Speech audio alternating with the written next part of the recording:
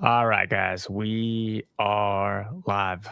Live again. How's my audio? Does my audio sound cool? I'm straight. What's going on?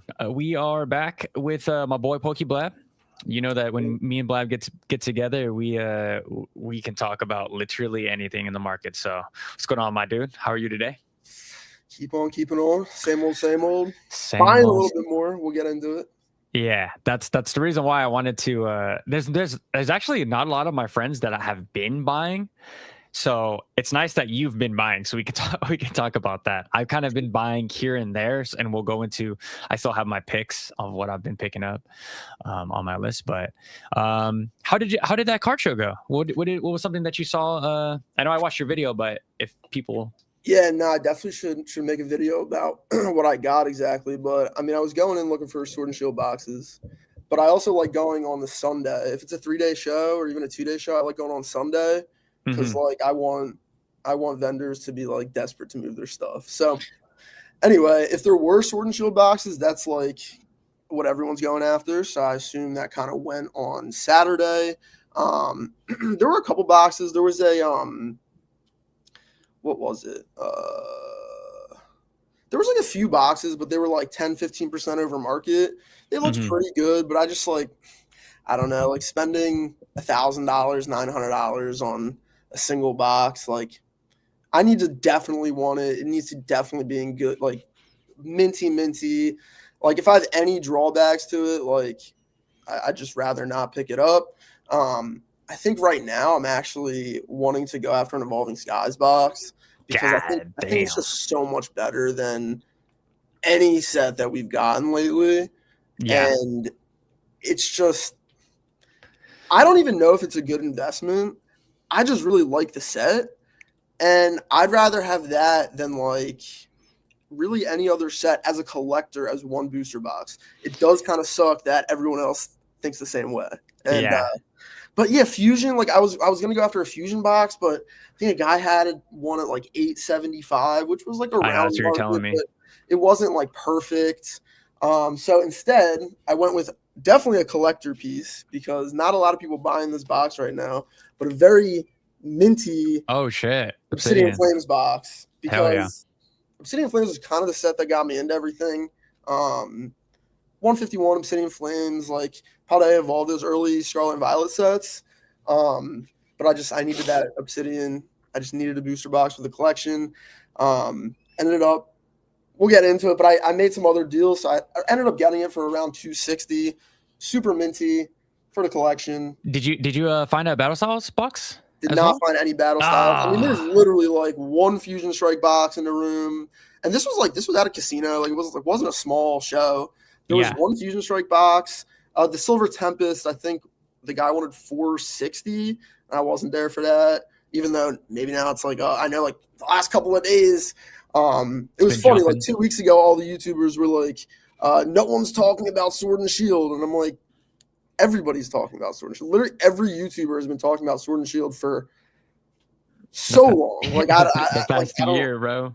It's crazy. So didn't get what I was looking for, but I think I said it in a different live. Like if an Obsidian Flames box looks at me the right way at one of these shows, I might have to pull the trigger. So that was the only booster box I picked up. It's interesting that you brought up Evolving Skies. I was watching a Pokey Plumber video today, his newest video, and he was saying the same thing. He's like, it sounds crazy to say that Evolving Skies is still a good pickup at like 2K. He's like you can get one around 1.8. It's still a great buy, and I'm like, sure. I mean, I don't know how many people in this hobby are just going to be like, oh yeah, this is a great investment. I mean, drop 1.8K on a Evolving Skies booster box. It's definitely not the best investment because I mean, like, there's a lot of YouTubers though that are like, this is 5K by the end of 2026. Like, easy. And I'm thinking like, bro, but who, like, think about how hard that shit is to be to move. Yeah. I mean, once you have a case being like close to 6 figures, like, nah, bro. Like it's like a very specific person. I'm on the team like buy cheap booster boxes so that they can appreciate. And then once they get to the $2,000 mark, I'm like, peace out. Thank you for your service, ladies and gentlemen. Honestly, if I bought it, I think it's like it's almost like Bitcoin. Like, it's like a hedge against inflation. I don't know how good of an investment it really is at 2.2, 2.3, but it is a nice piece. I think the market does show that there are enough people that have money that are willing to buy product like that at a 5 to 10K for a booster box. I mean, everyone says booster boxes, they, can go up infinitely, but for all the people that think it's going to be 5K at the end of 2026, I feel like that's best case scenario. And that's what, like a little over a 2X. I can think of a lot of products that I can put money into that I think are going to do 2X or better in the next year. So I would even take it like a spray. If I had to invest, right, I had 2K. I'd much rather spray it all around for Ascending Heroes, Mega 01 and 02, and hope for the best. Like at 2K, bro, it just seems. Oh man, it seems. I don't like. I much rather just buy again. I'm looking at Mega Evolutions and Phantasmal Flames right now. I think those are better buys than Evolving Skies. Like if there's one thing I want people to take away from all the videos that I make is that sometimes it's okay to just move on. Sometimes it's okay to just say, hey, I missed the train. Move on. Like that's why I going back to like my Spanish booster boxes for Sun and Moon, it's like I moved on. I'm not gonna pay $1,500 for Ultra Prism, $1,700 for Ultra Prism. That's just stupid. But I want the box, so I'm gonna pay $500. Yeah. Like dude, at this point, if I could find a Spanish Evolving Skies, hey, hit me up. What do you think they'd run you that for? Probably like 8. It's probably on card market. It's probably for like 8. I feel like that's so. At that point, like if you want the box, I'd rather have like 2 like English Destined boxes than like I don't know. Well, yeah, okay. So it depends That's what's expensive. your goal. Like if you can get that Destined box right now, didn't you get one for like 160 Spanish? Bro, 140. 140 exactly. So I think that's awesome right now. But like I don't know, when you're paying like $1,000 for a box, like. Nah, I feel that. Like my 2026 goal is to eventually get a cosmic box as my favorite set, but it's gonna be in Spanish, bro. I'm not gonna pay 5K. That booster box art is sick, though. Bro. Let's say in like a year, like if we don't see a major correction, I think that box in Spanish could still go up another 2K. Like everyone was like laughing about like the Spanish booster boxes. Like go look up what a Spanish tag team box is going for right now. Let me know. Especially if you go to market. Like look, like if I bought a box like of Destin for 140 in a different language, like I don't really know. Like I wouldn't have a plan with that. Like I feel like you're locked into all the other languages where it's like there's a return on that, and like there's an easier entry point. Let me see what bro. I gotta see right now. What's a Spanish Evolving Skies box going for? Spanish no, just to say, because I want to make it. I want to make a comparison. I want to make a point. I don't think there's even any on booster box. I don't think there's gonna be any on eBay. I could be wrong though.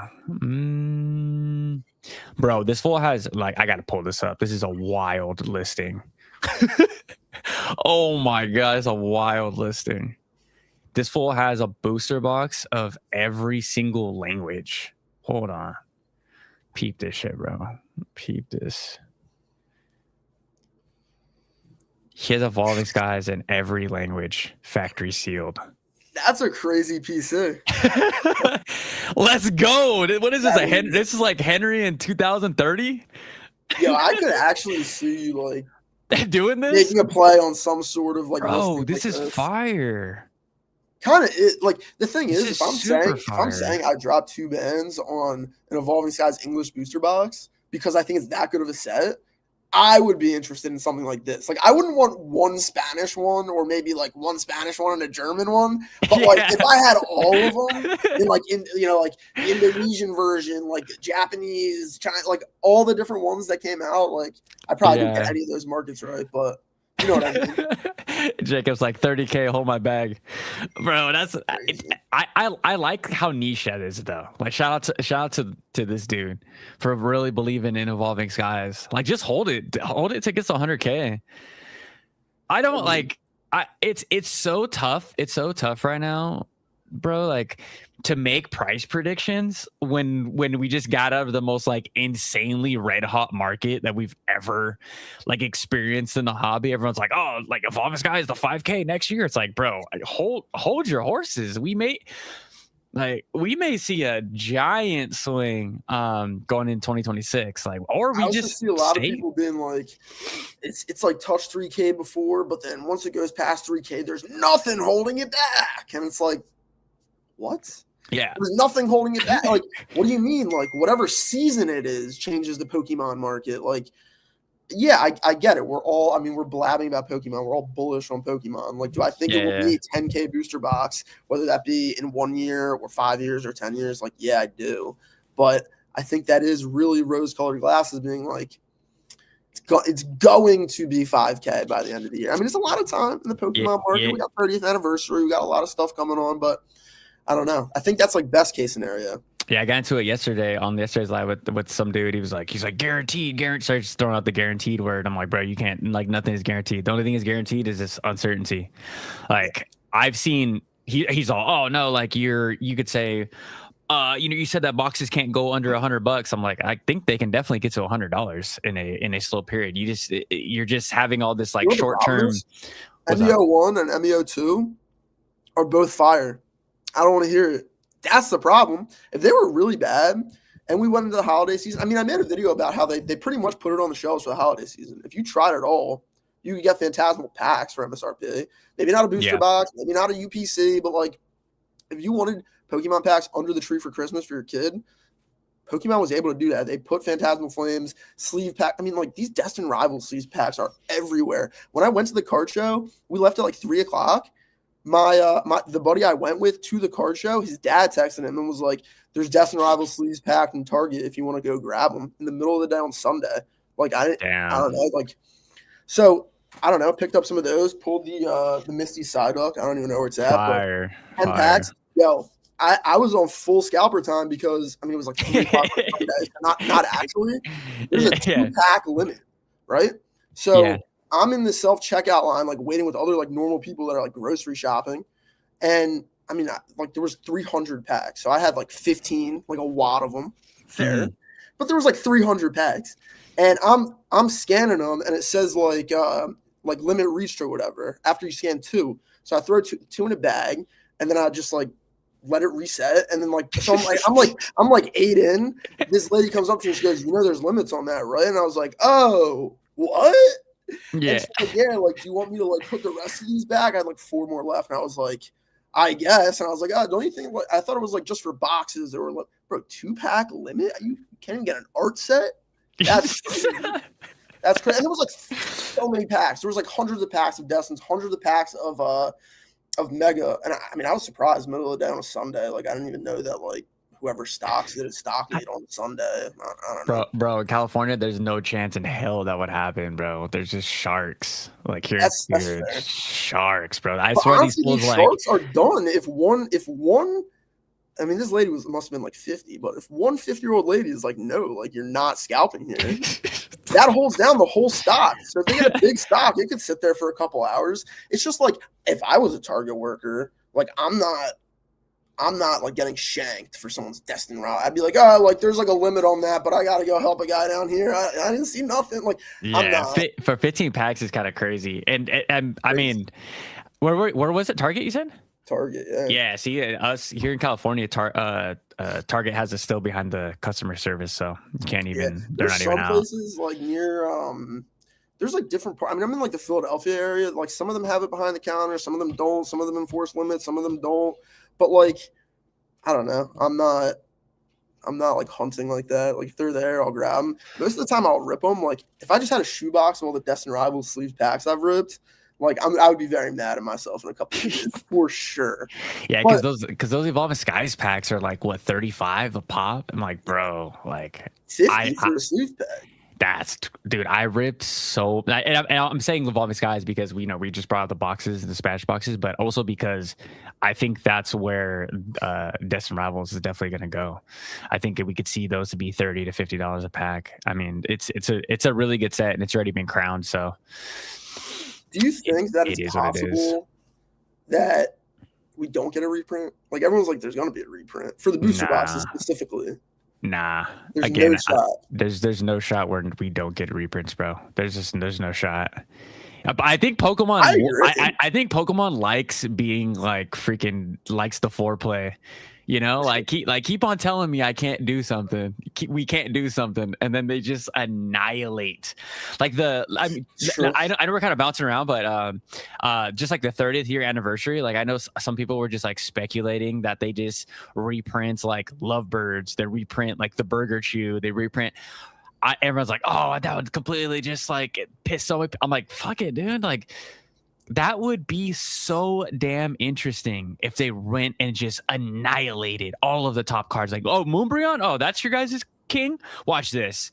Let's put a fat 30th year anniversary sticker on it. Oh, Lovebirds? That's what you got? Yeah. Let's put another fat stamp on that.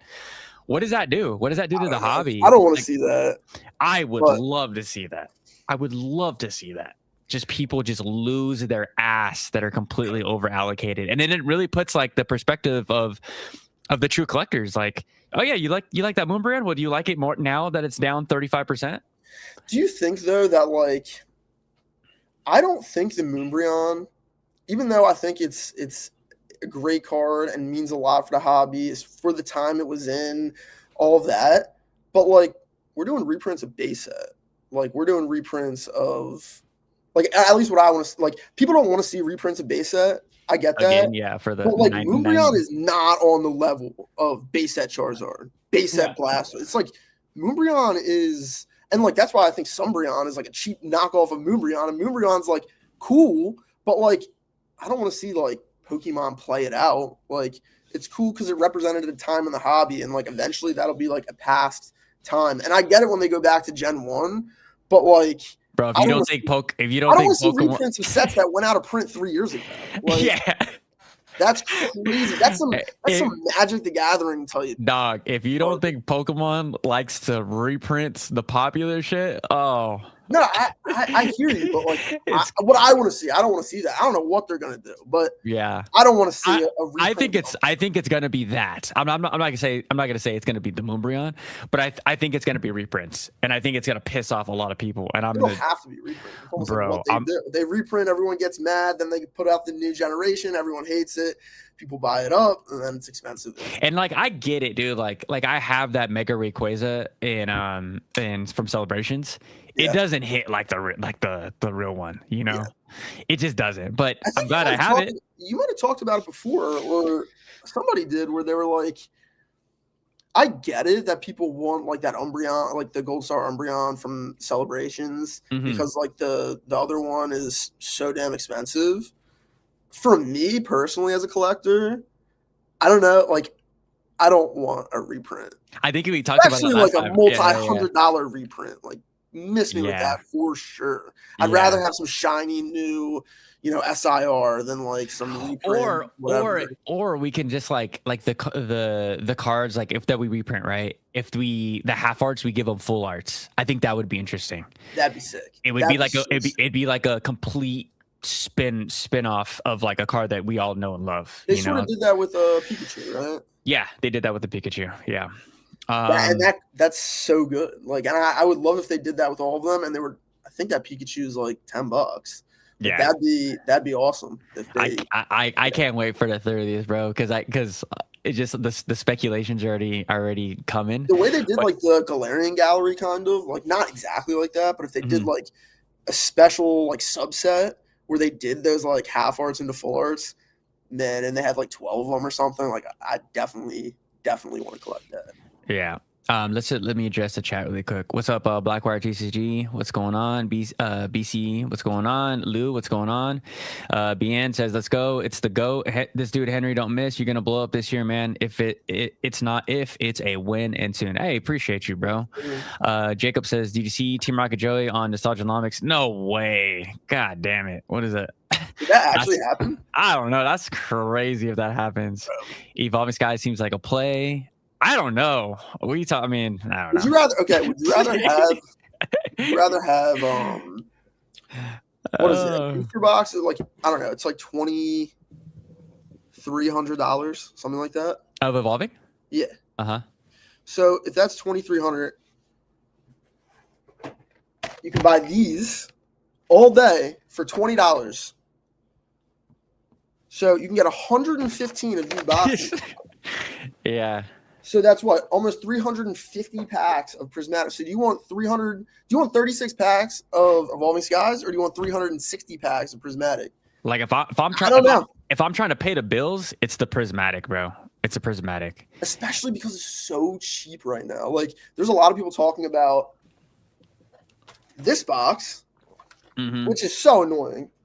But if you can get it for $100, it's $7 and change a pack. If you can get those 3 packs for $20, that's sub $7 a pack. And like, plus the I love like the cosmic foil. Same, bro. Same. And they also have them in the Tyranitar Lucario box. Yep. So I couldn't find any of those Sword and Shield boxes, right? But I had some money burning a hole in my pocket. So I was like, I'm not exposed at all to prismatic because I think the set is trash. But a single pack can buy you a car. There's no other set like that. It's not just the Top Chase. It's the God Pack. Yeah. It's totally different. So I was like, I need to get some exposure to it. Yeah. So getting those 3 packs at $20 and the other ones between 1 and 110, it's like $680 to $720 a pack. And I see that as more likely to be, maybe it won't be next year, but like a year after that, like I'd rather put dollars there than in Evolving Skies. Yeah, I feel you. Like again, that comes back to the whole like missing the train. Like at what point? I point? want Evolving Skies for the collection. Like this is purely a speculative play. That's what I'm saying, bro. I'll buy a freaking German box if there's a freaking German box available. I don't give a crap. What do I need to read the box? Like it's Evolving Skies. Like I know what it is. I'm never gonna sell it. That's fair. If you really just like. I like walking into my room and seeing my Obsidian Flames box. Like, do I think learn German? Do I think all things being equal, like putting money into Obsidian Flames is at all a good move? No. So it's like everyone's like, "Are you an investor? Or are you a collector?" It's like kind of somewhere in between. I like something like I'll pay a premium for some things that I like want to look at in my room. Yeah, no, but then for sure. I'll also stretch my dollar elsewhere so that like in 6 months or a year, I can trade, one of these prismatic bullshit boxes for an Obsidian Flames, whatever. Yeah, let me give my 2 cents on that box, that prismatic box, right? Yeah. I bought a crap ton of those Unova heavy hitters boxes. I got 6 of them, right, from Costco. If I can't buy one of those boxes at MSRP from Sam's Club or Costco, like I'm not gonna pay $120 for that box. Like I'm just not. Like I get it for the long-term investment, but I'd much rather buy like some Japanese booster boxes for me to look at. Like I'm like my window of like buying something for the flip is so small. Like if they're available at MSRP from Costco, by all means, I'll buy those all day to flip right down the line, exactly as trade bait down the line. But I'm not gonna go out meet some guy at Facebook Marketplace for a prismatic box for me to flip in like 5 years. Like that's just not what I'm doing.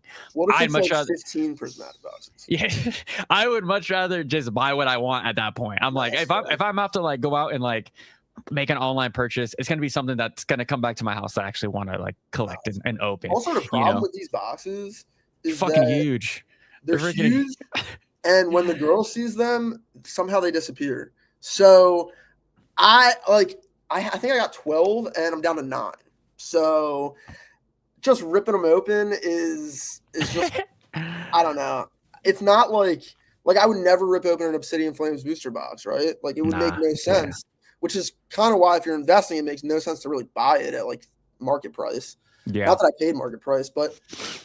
Like these boxes, when they're like, people are buying prismatic packs like $10 a pack online. Cooked. Crazy. Cooked. But I don't know. Sometimes I think the people that are buying those prismatic packs are like 99% rip and shippers because they just need like I was watching Nostalgianomics live like last week and he was saying he's like sometimes you just like they're all rip and shippers are buying those pack prices.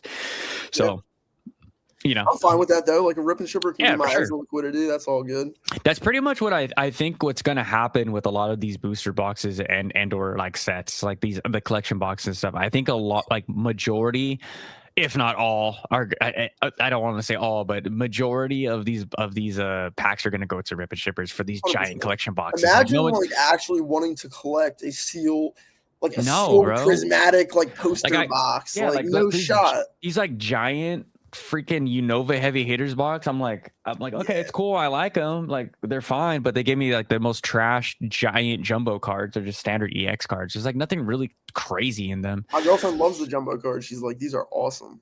Like, That's sick. That's tight. Aren't they awesome? That's tight. Let's say, that says I just pulled the Dragonite and Gengar from Ascending Heroes. God damn. I've seen a couple of them in person. They look really good. Yeah, I'm gonna have to buy it in Japan. I need to do like a check, a full-on check, because I want that Dragonite in its hand. Guys, Sword and Shield, a great buy. What the fuck? Ship sailed last year for real, bro. Ship sailed 3 years ago. That's the thing. How I feel though. Like I want the Fusion Strike box, the Evolving Skies box, because I want it. Like, but the ship has sailed. Like buying prismatic packs at $6-7. Speculating on that they'll go to 10 or 12 or 15, like that I think is crazy work, bro.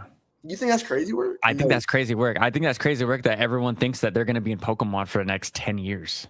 Yeah, but I think prismatic packs are $15 in less than 10 years. Oh no, for sure. I'm talking about like fusion, you said fusion. Yeah. That's why I couldn't at market price. I couldn't buy Fusion Strike at $900. Yeah, bro, because it's tough. Like someone like me that has been buying fusion boxes like around $70-$80 to be like, oh yeah, it's still a good buy at $850. I'm like, what? Like I don't even have that price memory, and it kind of still worries me to buy. That's what I'm saying. So that's what I'm saying. It's like I'm like, bro, I think I'm good. I think I made my money. I mean, that's a pretty solid. Though, like a crispy one is just so pretty. Yeah, no, facts, bro. How do you feel about the blue Chillin' Rain box? Because I sold all of mine. I think the thing is, like the blue and purple, like that's kind of my favorite color palette. But like, I'm not like the horsey rider, whatever the hell the ice sports. Like I don't even know what that is. The Ice Rider Calyrex. Yeah, and even that that Blaziken is trash. Yeah. But the box itself is sick. Like the way it says Chilling Rain. I mean, this is like goofy talk at this point, but like I think it's a sweet box. If I saw one at $400 like 2 weeks ago, I would have bought it. But like now it's like $550, and like no one wants to go under $5. Like I don't know. Even like out of all these boxes, they're like, oh, they're gonna be $1,000. Like they're gonna be $1,000. I'm like, okay, well, Fusion's $875, so that's not like a hot take. Like a lot of these boxes are over $5, like pushing $6. So like they're going to be $1,000, but we don't know when that's going to be. Like, I don't know. Like if I had $100,000 to $100 grand to put into Pokemon, like, yeah, I'd probably put like 40% of that all into Sword and Shield booster boxes. Yeah. But I don't have that. So like when I'm playing with like, you know, a couple of grand in Pokemon, like, you know, you can't buy everything. So I'm working with even less, so that's why I'm like super selective, and like me being so selective has paid off. You know, like I'm not the type of person that goes like super heavy all in. Like I grab 2 boxes, see what it does, and then I time in the game, right? Like yeah, it's just time in the game, bro. I've been in here for. I mean, it feels like fucking forever, but I feel like it doesn't take that. It depends on the person, but like it doesn't take as long as a lot of like many of these YouTubers think to get very up to speed on what's going on, because I think, and not just YouTubers, but I think that a lot of just Pokemon people that like actually talk about it online, they don't just like collect themselves. Like they think that they're outsmarting everybody, and it's like the market is so defined, the market is so like no, like I don't know. Like I like the 151 promo Snorlax. It's like $13 right now. Like I don't think you can find a lot of people that are this invested into Pokemon that are gonna be like, nah, that's never gonna hit $20. Yeah, like, no one's thinking that. So I don't know. If I buy some prismatic instead of Evolving Skies, or like I'm a dummy that buys Obsidian Flames for like $300. Like I Yeah. don't care. Let me push back on that a little bit. So like, I get it. I agree with you, right, to an extent. But what I think I knew this would get something out of you. Yeah. Because what I think how a lot of the people that have been here, like you said, they're out trying to like outsmart the market. I think from a general base, a general level, it's safe to say that all Pokemon boxes go up, right? Like you can't really make a bad decision. Like even freaking what's the Rebel Clash, like even Rebel Clash is like a $400 boost, $300 booster box. Battle Styles, bro, which is still, I think, one of the most, I don't know why that box is at that price moment for. It's a great box. It's a good looking box. It's got good cards in there. But anyways, I digress. But I think the people like me, like when I came into this space, I did my homework and I surrounded myself with people that have been in this space for like 10, 15, 20 years, you know? And I think when new people come into the hobby and they don't want to do homework and they just going to be like, oh, this is just what it is. Like, I'm just here and I'm just ultra modern and I'm still going to give my takes on the past. It's like, no. You don't get to do takes on the past. You get to talk about the now and that's it. Like there's a whole other layer. That's a whole other layer to what happened in the Sword and Shield era. There's a whole other layer that what happened in the Sun and Moon era. Like it's I don't know. It's like the difference between like, you know, buying like dollar cost averagings in stock and being like, oh, it's a safe investment. We all know that if you invest in S&P, you get 3% return on investment. Like, when did you start buying Bitcoin? I started 8 years ago. Okay, so. What are we, 2026 to 2018? Can you like? So I'm like two bull runs in. But so can you whatever not that speak is. on anything about Bitcoin pre 2018? No. Why not? Because I wasn't a part of that. I had no idea what the sentiment was around Bitcoin, if not Pokemon. You know, like in that time. Like, are you telling me right now today you don't know what the sentiment of Bitcoin was in 2016, 2014? Speculation. It was still speculative. Exactly. It was still highly speculative. Because you've been in it. I get people coming in like literally at Prismatic and being like, I'm gonna buy everything, and they're like, oh shit, I have like, you know, White Flare, ETB. Yeah, like 80% I'm losing money. Yeah, I get that. And it's like, okay, perfect. I'm glad you said that. Then you would go into like people holding all this Black Bolt White Flare, not knowing the significance of Gen 5, why people love Gen 5 so much. Yeah. Like N is one of the most loved trainers in all of Pokemon. If you did not play the games and if you were not here in Gen 5, guess what? You're holding you might be thinking you're holding bricks, but you're actually not holding bricks. Never played a Pokemon game in my life. Come at me. No, for sure. No, I'm saying like people people that have bought all these Black Bolt White Flare boxes, right? They're like, oh, these are bricks. Like I'm gonna have to sell these out. That's all we see, right, on Facebook Marketplace. Well, they are bricks right now. It's like, they're like, oh, it's a brick. Oh, bro. Gen 5 homers like myself, like we are so die hard for Gen 5. You're gonna be able to sell those boxes to some guy like myself. I'm telling you down the line. Like it's so niche, dude. Like people can't afford to hold it though. That's why. Like Facts. There are people that can just buy it and put it in their closet, doesn't make a dent. Yeah. But then also a lot of these people that aren't necessarily scalpers that might get 1 or 2 or 3 boxes, like if they could, they'd return them to the store. So when it gets to that point, like for like a lot of these products, like I can't, like I was at this card show, those dumb like Venusaur collection box with like the 5 packs like furled out. You know what I'm talking about? Like 5 packs of like Destin, like 5 packs of like Temporal Forces or some like random boxes. Yeah. They want like $40-$50 for that. I guess like based on pack price. But I don't know. Like those are, I don't know, aren't those like $40 in store? So yeah. You know, it gets to a point with some of these collection boxes that, you know, it's just, you don't know what you're doing. You don't know what you're doing if you're buying that and you need to liquidate it immediately. Yeah. But also there's some people that know what they're doing and haven't been here that long. So I don't know. Yeah, true. No, I'm just trying to, I mean, I'm not like attacking anybody, right? I'm just saying like knowing your history homework. Sure. Like again, everyone's not a nerd like I am, and I love this stuff to the freaking core, right? What I do still to this day is I go back at all the gens, Gen 1, Gen 2, Gen 3, Gen 4. I not only do the TCG reports on what this, what was happening during these generations. There's tons of YouTube content, tons of amazing YouTubers that cover all of these generations in Pokemon. You literally just a search away. Same thing with the video game.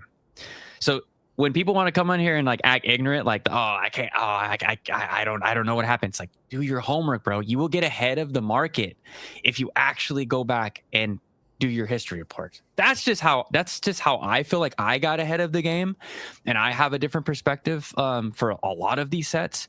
Why I can see like the long-term goal, like when, like, I mean, perfect example right here, right? Everyone thinks this is a brick. Same thing it would journey together, right? In English. Why do I think that this set is going to be the, let's say, fusion strike of the set? Why do I think of that, guys? Can anyone answer this in the chat? Because I understand the importance of the gyms, the gym heroes, the gym challenges, how sought after those cards are to this day. This is that all over again. But if you just got here and you don't understand that what the past brought, you're gonna look at that product and think it's an absolute brick. That's what I'm trying to say. Like if people want to just invest into the best sets, like Evolving Skies, Destined Rivals, sure, you're gonna do great. You're probably 99% gonna be okay. But if you want to get into like the unknown plays, the niche plays, you're gonna have to do a little bit of homework. And I think that's what sets me apart from, and a lot of the people that have been here, like just the nerds that play the games or watch the animes or something. It's like, I give the example of me with my niece and my nephew, like seeing that they love all the Pokemon they love. I'm like, okay, I'm gonna hear Terapicos very soon, bro. Like, you got to, bro. You're like, look at what the kids like. They like Captain Pikachu. Yeah, you want to see my best pull for me and my girl opening those prismatic boxes? Yeah. The best pull. No. Oh. This is a $6 gold card. That's crazy. And but shout out Terapicos, and that gold card's crazy work, it is bro. a sick card. I mean, like, she was so excited to pull it, and then honestly in my head I was like, oh, it's probably like $30, $40. No, nah. But bro, isn't it like super refreshing to see like your girl get excited about something like that? Yes, you know what I mean? Because it puts you in perspective from like the not like guys like us, bro. We're like in nerd level 1000, right? You know what everything's worth. Like if I was vending and someone came up to my table, I hate people that do this. Do not do this. But like you ask, like, oh, what is that worth? It's in my collection if I own it. I don't love the button clickers, even though I could be referred to as one. But I know what my stuff's worth. Like at least twice a week, I'm like checking in, like to see like my major holdings, what they're worth. So I agree with what you're saying. Like, but I didn't even know that Terapicos because there's so many cards in Prismatic. But $6, bro, that's crazy. Man, that didn't even cover the guy that printed that his hourly wage, bro. That's sad. And if you also if you pulled one SIR from Destined Rivals, what would you want it to be? I don't know. I'm a fan. I've always been a fan of the Mewtwo. I think it's really cool. But Destined Rivals is Hot Wind Arena and Glory together, right? So the Cynthia's Garchomp looks really cool. What about this? Bro. Bro's getting cooked. Absolutely cooked. But we did get the 10 packs, sleeve, Destined Rivals, MSRP. And you hit though. You hit though. Fly guy, and we got. Yeah, that's the one. How's it look? 10 qualifier? I think it's a little bit to the like it's crispy, but I wouldn't send it in. Yeah, Riz knows me, bro. Cynthia for sure. The Cynthia is just tough, so tough. It is good. The scene is like it's very well detailed, and like there's not a lot of other cards that are kind of like that. I like the Cynthia a lot as well. I don't really like the Mewtwo. I think the Mewtwo that we're getting Ascending is way better, and I don't think either of them are particularly great, to be honest. Yeah. Let me take this question. That says, I think Black Bolt and White Flare gonna go crazy. No cap. I've been playing Gen 5 Black or White's in my bucket list because I heard they're one of the best. This is the best storyline. Absolutely the best storyline. It's not even close. Like, dude, Blab, if you had to play one game, bro, I'm gonna play it eventually. Play like, Gen 5. Go play it. DS? DS. Yeah, on DS. Yeah, it's just too good. It's too good. Zekrom and Reshiram are just tough. Can we talk about Black Bolt and White Flare of like 5 of the top 10 cards in value like released this year? Like that's wild. How are people sleeping on Black Bolt White Flare that hard? I don't get it. Like, it's not Charizard, it's not Umbreon. It is that like Zekrom Reshiram focus, which is not as big. But I mean, like, it has value. Every single special set in Scarlet and Violet is cracked. Like every special set. Paldean Fates, 151, Prismatic, Black Bolt, White Flare. Shrouded Fable is kind of cheese, but like it's kind of funny because it's like that Halloween like shit, whatever. It has a couple good cards. I like the Dusknoir or Dusclops. Like that line's pretty cool. I love that line, dude. Like, so good.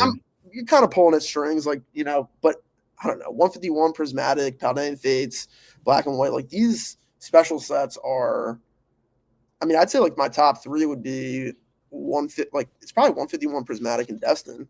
Yeah, that's safe. Being Paldean Fates. Let me show. So since we're talking about like just Gen 5 in general, I want to show you. So shout out to my new sponsor, Rate Your Pokemon Cards.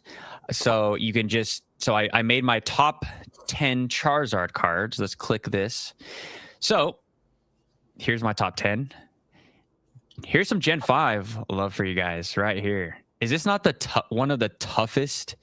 Bro, this is Jordan and Pippen right here in the playoffs. Maybe a little Stockton Malone right here. Like this card is so tough. Why are we staring at Charizard's ass though? Like I didn't even notice that. Like literally, like Reshiram's head is like in Charizard's ass. Like, come on. Yeah, that's true. That is true. No, I mean it's, bro. You know me. Anything with Charizard on it, like I eventually, like if money wasn't anything, like I'd have all of these cards. Son of Merc said the back to back. Yeah, they could have done that, but I think like the explosion just going crazy. He's like flying out of the explosion where Reshiram is like holding it down. But bro, I do think also Reshiram and Zekrom, like they're underrated Pokemon for sure. Yeah, dude, because Reshiram just got it's like J. Cole, right? J. Cole is like, dude, J. Cole's got the best features, bro. Like, I'm not a huge J. Cole fan, but with J. Cole on a feature, whew, bro, I was going through the top 10 list this year, and like that white Reshiram, I like totally even forgot was in the set. Because like I'm thinking the Zekrom, well, first I'm thinking the SIRs. That's what I really care about. Because I don't really care about the monochrome stuff that much. Mm-hmm. But I'm thinking the SIRs, and I'm thinking the black Zekrom. Like, I forgot about that white Reshiram, and like even that card, because I've also seen it in person, like they all look great. But I mean, yeah, Reshiram and Zekrom getting a lot of love in the last couple arrows, but I don't know. People. So I wanted to show the new sponsor, of course, but everyone's like, how is that new Charizard not in your top 10? And I was like, oh, this panned out perfectly. These are my top 10 Charizards that I think are better. That Lost Origin Charizard is like $5 to $10 and is so good. It doesn't There's matter. No other card where he's like cuddly like that. That's what I'm saying. Like these all have like, bro, we got a dark menacing Charizard right here. Like just like burned down an entire village. Bro, just burned down an entire village, killed like millions of people in Japan, like doesn't even care. Right. And then you have like the storyline Charizard, right? Same thing with Blaine's Charizard. Like this is very iconic. The CD promo, bro, goes crazy, super crazy. We got the mixtape Charizard right here, Reshiram and Charizard. We got the what is this? What's the nickname that they give this Charizard right here? It's like Puff the Magic Dragon Charizard right here. This is the first edition Dark Charizard, and of course the Crystal Guardians. But I have double actually, so I'm tripping. I want the Japanese one. I need to throw one more. Modern Charizards on there other than the Lost Origin one. That's very interesting. Yeah, I'm cool. I'm old, dog. No Mega, no Phantasmal, no Paldean. Bro, that Paldean Fates Charizard is so good. Way over the Bubble Mew, in my opinion. The Jolly Rancher Zard? Is that the one you're talking about? I've never heard that. Which one? Which one? Let's say Charizard. What is it from? Paldean Fates. Paldean, right? Yeah. Hold on. I think we're talking about the Jolly Rancher Charizard. Yeah, bro, it's a Jolly Rancher Charizard. I'll pull this up. Jolly Rancher Charizard. Bro, he looks like he's made of Jolly Ranchers. Hold on, Charizard. Paldean Fates. Paldean. Sorry, I'm typing like over a microphone. Where is it at? Oh, here it is. Okay, share this tab instead. Here we go. Here we go. Here we go. Bam. Bro, that's so good. Bro, looks like he's made out of a Jolly Rancher. I don't even know what that's supposed to mean. Like, what? You know what a Jolly Rancher is? Of course, bro. Look, like it's like mate, like it's like or like state or like hot glass. Yeah, it's cracked ice Charizard. Yeah, it's bro. It's made red cracked ice Charizard, and you got the regular cracked ice Charizard in Obsidian. See, bro, Tyler's the same thing. Jolly Rancher Zard. I'm not the one that came up with his name. I'm not the one that came up with his name. It was on like I was covering this set like a long time ago in a live, and someone's like, "Dude, Jolly Rancher Zard." I'm like, "What? What are you talking about?" And then I still have no idea what the hell you're talking about. Because it's like shiny and like glistening and whatever. Yeah, bro. It's a black, Devil Zard. Mimic Brew says, "Nah." I could see that. I mean, it's just like. I love anything really with Charizard on it when they switch it up a little bit. Like usually I'm a hater, but I think they killed it with this one. So also not having the Phantasmal Flames Charizard in your top 10, like that's crazy work, bro. Yeah, I like it. You made that list as a rage bait list. Not even. I made that list because I got the new sponsor, so I had to put my top 10. I was like, what's a real easy piece of content? Charizards. And I just went through them. I just typed in Charizard and I was going through them. I was like, oh, the new Charizard XEX doesn't even make my top 10 list. That's just how I feel. I like I mean, this Charizard's good too, but it's not like, obviously I'm not silly. It's not, this Zard isn't better than the XEX. It's just like it's in a whole different category for me. I think this one's better than the Mega. You think this was bigger than the Mega? The Mega? For sure. Damn, bro, that's rage bait. That's rage bait. There's no way. This is I don't know. This and the Alakazam from 151 are like the two best cards in Scarlet Violet. So I don't know if that's rage bait, but I don't know. I opened a crap ton of this set, and I'm tired of looking at this card. Maybe I'm just mad because I never pulled it. Oh, is this? Wait, who? Wait. Who is this? A Shinji, right? This is the Shinji. Oh no, Akira. Bro, if it was Shinji, that there would be an extra 0 next to that price. Yeah, dude, so freaking crazy. What's the? Hold on. Let me. Hold on. Let's get to that. Bro, this is terrible, bro. This is terrible content. No, this is great content. I like to talk my dude, I didn't throw the shiny Zard or the Delta Species Zard. What am I doing? Dude, there's no way that Charizard XEX makes it onto my list. There's no way.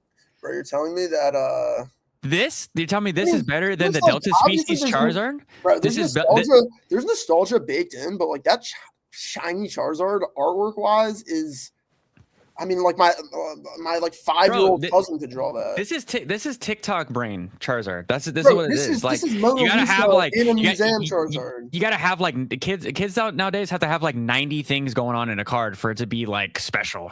Listen, I agree. I think this card would be better with just Mega Charizard there with some like other shit going on in the scene. That's cool, but like everyone. I made a video about Phantasmal Flames, and I don't think it will matter. Like this card is so good, and it's so. I mean, I think it's good. You don't think you think it's fine. But, Sneaker Rosard. I don't think it matters. It is kind of Sneaker Rosard for sure. I'm not buying this card, but like it's a beautiful card. Oh man, how did we get onto a Charizard talk, bro? That's hilarious. Dude, it's like people are making me. It's like they're making me out to not like this card, but I like this card. I really like this card. Same thing with the Sumbreon. Like, I own the Umbreon, and people are like trying to say like, "Oh, Henry hates that card." Bro, I spent $300 on it. What do you mean I hate the card? That is crazy. It's a TikTok. It's a TikTok Zard, dude. I think the Umbreon is way worse than this card. I think, bro. What if they gave it like rainbow borders, bro? I mean, I'm a Charizard stan though. Like, I'll admit it. Like, I'm not. But I was really thinking about it. Like, this is probably not my top 5. So, like, if I'm tweaking on you that it's not in your top 10, like, maybe if I really put it together, it'd be like 8 or 9 or 10. Maybe it's 11, and I just look like an idiot. But, I don't know. Dude, everyone has their own thing, though, right? Like, everyone, like, I think that the Paldean Fates Charizard is one of the best cards of the era. So it just, for me, like, it's a really good Zard, maybe number 12, but I think this one is top 3. I watched Cool Trainer Ryan pull this, bro. Insane. I was watching it with Eric, my podcast co-host, and bro, we freaking freaked out, bro. It was insane. What happens if you hit like adds a card and then just like what would happen? Like, I don't even. Bro, my account would get flagged. No, obviously, I'm not talking like, but like some guy out there that's just like just cash has like millions in the bank, whatever. And like this really isn't a crazy hit to their wallet at all. Yeah. Like, how does that? Like, that person that like gets that like wire or whatever is like, whoa, like this sold for like 40 grand. Is it just like, does this card get shipped to them just like the like B-drill card that I got for like $1? Like, is it the same? Bro, you know what happens? I drive that card to this man's house for 40K, bro. I'm taking the week off of work and I'm driving to this man's house. That's the thing though, with all these premium gas. Sports cards too. Like, bro, some of these sports cards, you pull them and like you pull this sports card, it doesn't matter if you have work this week, it doesn't matter whatever. Like, you're going to Delaware, you're going to PSA, you're doing walkthrough grading, you're going to put it on the credit card because you don't have money in cash. You're going to put their walkthrough grading for like $2,500 on a credit card, get the card slapped. Like, it does, like some of these cards, like Pokemon doesn't have that. Like, you could obviously like rip Dragon Frontiers and pull this card, but like these days, I mean, a $3,000 God Pack from Prismatic is like, everyone's like, that's the hit, where it's like every single sports box that comes out, there's like a multi-$1,000 hit, if not like a multi-6-figure hit. Like, yeah, crazy. I think, I mean, I want to hear this. I want the chat to explode with what I'm about to say. This is where I think Pokemon still has a lot of legs in the hobby, in as far as like the price. I really think that we can get to tens of thousands of dollars in chase hits in Pokemon. If we got that $500 Zard, right? What happens if they did a Gengar that was equally as as crazy, right? You had multiple insane hits. What does that do to the boxes? Like, could we see a $1,000 box out the gate if we got the exact same Charizard XEX but a Gengar version? I don't know if what would happen, bro? Because outside of serialized cards, I don't think it could get to that point, because I don't think at this point Pokemon's going to leave that much money on the table. I mean, they see $400 or $500 Death and Rivals boxes, and like that, like there's. Like, that definitely raises an eyebrow. Like, I don't think they want $1,000. Like, people, like, I agree that Pokemon in general does want their item to have prestige and be somewhat limited and like have chase cards and all those good things, but they're not releasing product at 160 that's going to stay at 1K for any significant amount of time in the short term. Yeah, but dude, I could push back and say some of those sports boxes, they're not affordable, but they're they start around $500. Oh, you're saying MSRP? Like, they? Yeah. I mean, no. I'm not saying a Pokemon box will start at 500. That's what I'm saying. I'm saying that within like the first month we could see that box at 1K from a week of release, because the chases are so hits. Like, 100%. I think this is gonna sound hypocritical of what we just talked about for the past 55 minutes, but if Pokemon continues to absolutely crush it when it comes to art, can we not say that these boxes can get crazy expensive? Can we not see $1,000 box? Like I with what we just saw in this last bull run, I think anything's on the table, bro. Anything's on the table. With Ascending Heroes, like they're releasing the 2 and 3 pack blisters, right? Disaster. So how much? I mean, this is what I'm saying. Anything can happen in the short term, because how much capital would you realistically need to offer everybody that got the 2-pack blister $40 and everyone that got the 3-pack blister $60?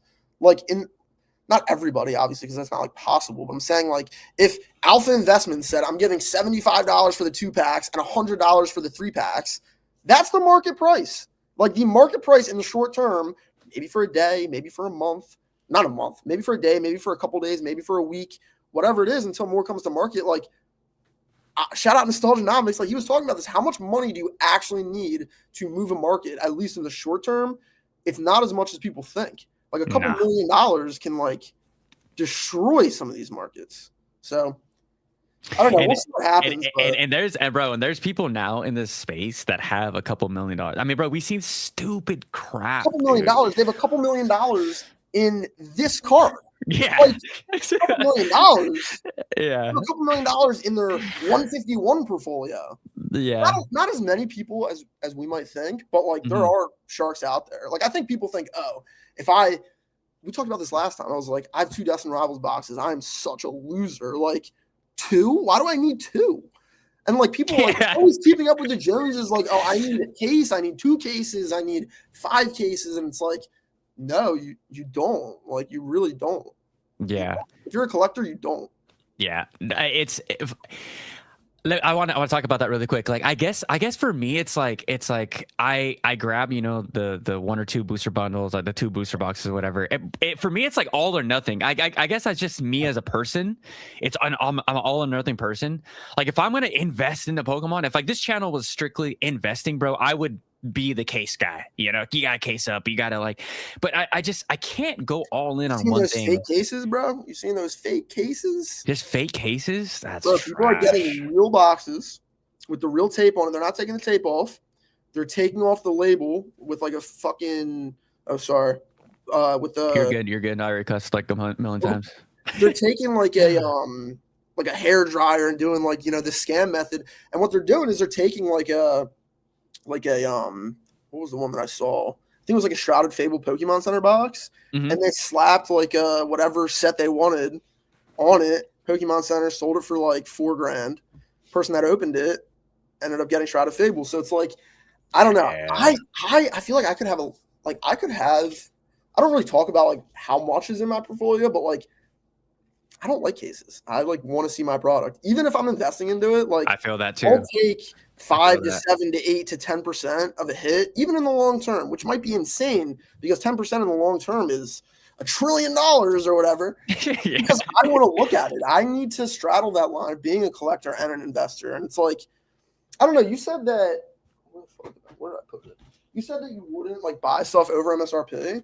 This is $16 plus tax. If you have that little sticker from like Dollar General or whatever, which I don't, but it's like $16, and if you're paying tax, no. That's what I said. Like, I'm fine paying close to MSRP. I'm just not. Right. I'm just not gonna link up with a random guy at in a Walmart cost. Yeah. That's fine. But I'm not gonna be like, like, again, this could be a completely flawed idea of coming from me. I know how much those were at Sam's Club. Like, I had the opportunity to buy those at Sam's Club. Like, you know what? I'm good. Like, there's no reason for me to go out and invest into that. That's all I'm saying. People want to do. I saw Team Rocket Joey grab like 5 of those boxes today at like $80. Yeah. So, I mean, people are gonna make plays on them. Like, I'm just like, $80 is crazy. Yeah, I might pull out the credit card at $80. Yeah, dude. I mean, the cash, bro. Joey pulls up. And on I'm saying like crazy amount. Like, if someone had like, the thing is, it's actually not that crazy. If you're thinking of like an evolving size booster box is $2,000, like you could get 10 of those boxes, which is so much space in your room. But hell space. $800, Like, it's really not that crazy expensive. I guess like when it comes to the whole investing part of for me, I'm always a buy low, sell high guy. You know, I'm never gonna be like the hop in midway in hopes that we're gonna get like another 500% pump. Like that's not me. Like if people want to do that, that's just not me. I'm a buy low, sell high guy. And if I miss out, I miss out, bro. Like my which is funny. I just told my girl this story last night, right before bed. I was like, pillow talk. My trading coach told me, he goes, you try to take too many trades. We're not trying to find you're not trying to find the most trades. You're trying to find the best trade. So you need to have patience, and you need to wait for that perfect like low opportunity, right? Or high opportunity if I'm shorting. I'm like, dude, put two and two together. That's Pokemon as well. I could tie my trading school into Pokemon. Like I need to wait and be patient, and I will get the best opportunity, right? I'm not the type of person that's going to hop in mid trade and in hopes that it's going to break all-time highs because my feelings tell me so, right? I'm going to always be prepared. And again, this comes back to how long I've been in the hobby. I've seen what happens to not only sealed, but slabs and singles. So I have that PTSD, and I have those calluses like in my brain. Like I'm going to wait. I'm just going to wait, and I will always find a better deal. And if I miss out, I miss out, bro. Like it is what it is. All those boxes that we were talking about earlier, like collection boxes or whatever, when people inevitably get burned on them, if they stay in the hobby because they like Pokemon, they'll learn. And they won't buy that box again. And, like, that's been happening. Like, look, I've only been in the hobby 18 months, 2 years, like, beginning of Scarlet or Violet. But, like, I can see, like, that's what's been happening forever. Like, the dudes that got into at Sword and Shield, like, you know, they're holding on to stuff that people don't want. Like, yeah, there are Sword and Shield products that people still don't want. Nah, for sure. Yeah, so, Did I tell you my biggest L for my investing, my first investing L in Pokemon? No. It was I bought a case of the Verizian and Voltorb boxes. I think I vaguely remember you saying. I think I told you last time, bro. Bricks. You want to talk about bricks? I just sold all of them last year, and I had to like piece them together with Astral Radiance and Chilling Rain for people to take them. Like there are these people that have distro and they literally buy like cement bricks. I know. What do you do? You know, I always thought that campfire, bro. Pokemon actually, I forget where it might have been like a clip from a live stream or something, but he recently said he's like, eventually I'm going to sell Pokemon. He said that, website, but sell everything, and that's just going to be like another asset on the list, and it kind of just will be what it is. And I'm like, if he has the capital to do that, that is for sure the play. For sure the play. And like I don't think he's wrong. I think that someone that acquires a company like that will take on those sorts of assets given what they're getting. I mean, who knows? And I don't know. I mean, is he selling it this year, next year, in 10 years? Like, so we'll see what happens. It's $1 million company too, bro. So that's a payout. Brian will be full-time content creator. Omaha, Nebraska. That goes crazy. Shout out Brian. Brian was the first one that left me a comment when I didn't know what was going on with our buddy Ice. And he left me a comment on Instagram, was like, yo, like, check out Instagram. And I was like, oh, shit. Shout out Ice, bro. I hope you're I hope homeboy's punching the air because I got another sponsor. So definitely watching. My bad, Ice. Hey, buddy. I want to take the Son of Merc's question real quick. He says, if they did something like Chinese Mew promo in English, secondary market would go crazy. I am here for it, Son of Merc. Son of a Merc. I'm sorry. I am here for the madness. I want to see the madness in the English for the United States. I want to see a one like with the 1,510 new Chinese promo. I want to see it, dude. Give it to me. I'm ready. Is that essentially serialized though at that point? Like me and Jake have talked about it. We don't. I mean, I guess it's not. It's that. I believe them, but everyone has their speculations. Like a lot of people say, like the Soul Stone, like the Soul Stone from Spider-Man in Magic the Gathering, was like supposed to be serialized, but it's like not. So people are like, oh, are there 20? Are there 50? Are there 100? I think it was something to do with like Topps already like owned the rights to like serialize those cards or something. But I don't know if it doesn't have like the number of card that it is. I don't know. I don't want to see it though. I think let me find it real quick. You would know. Did this come to any other market? No. Like, It came to Taiwan, Taiwanese. really? Only one other language. There's not a lot of people that I would hold that card and be like, yo, actually nowhere else but Thai. Shit. Okay. That's correct me in the correct. You guys can correct me in the chat. I'm not super knowledgeable. I mean, I do my homework.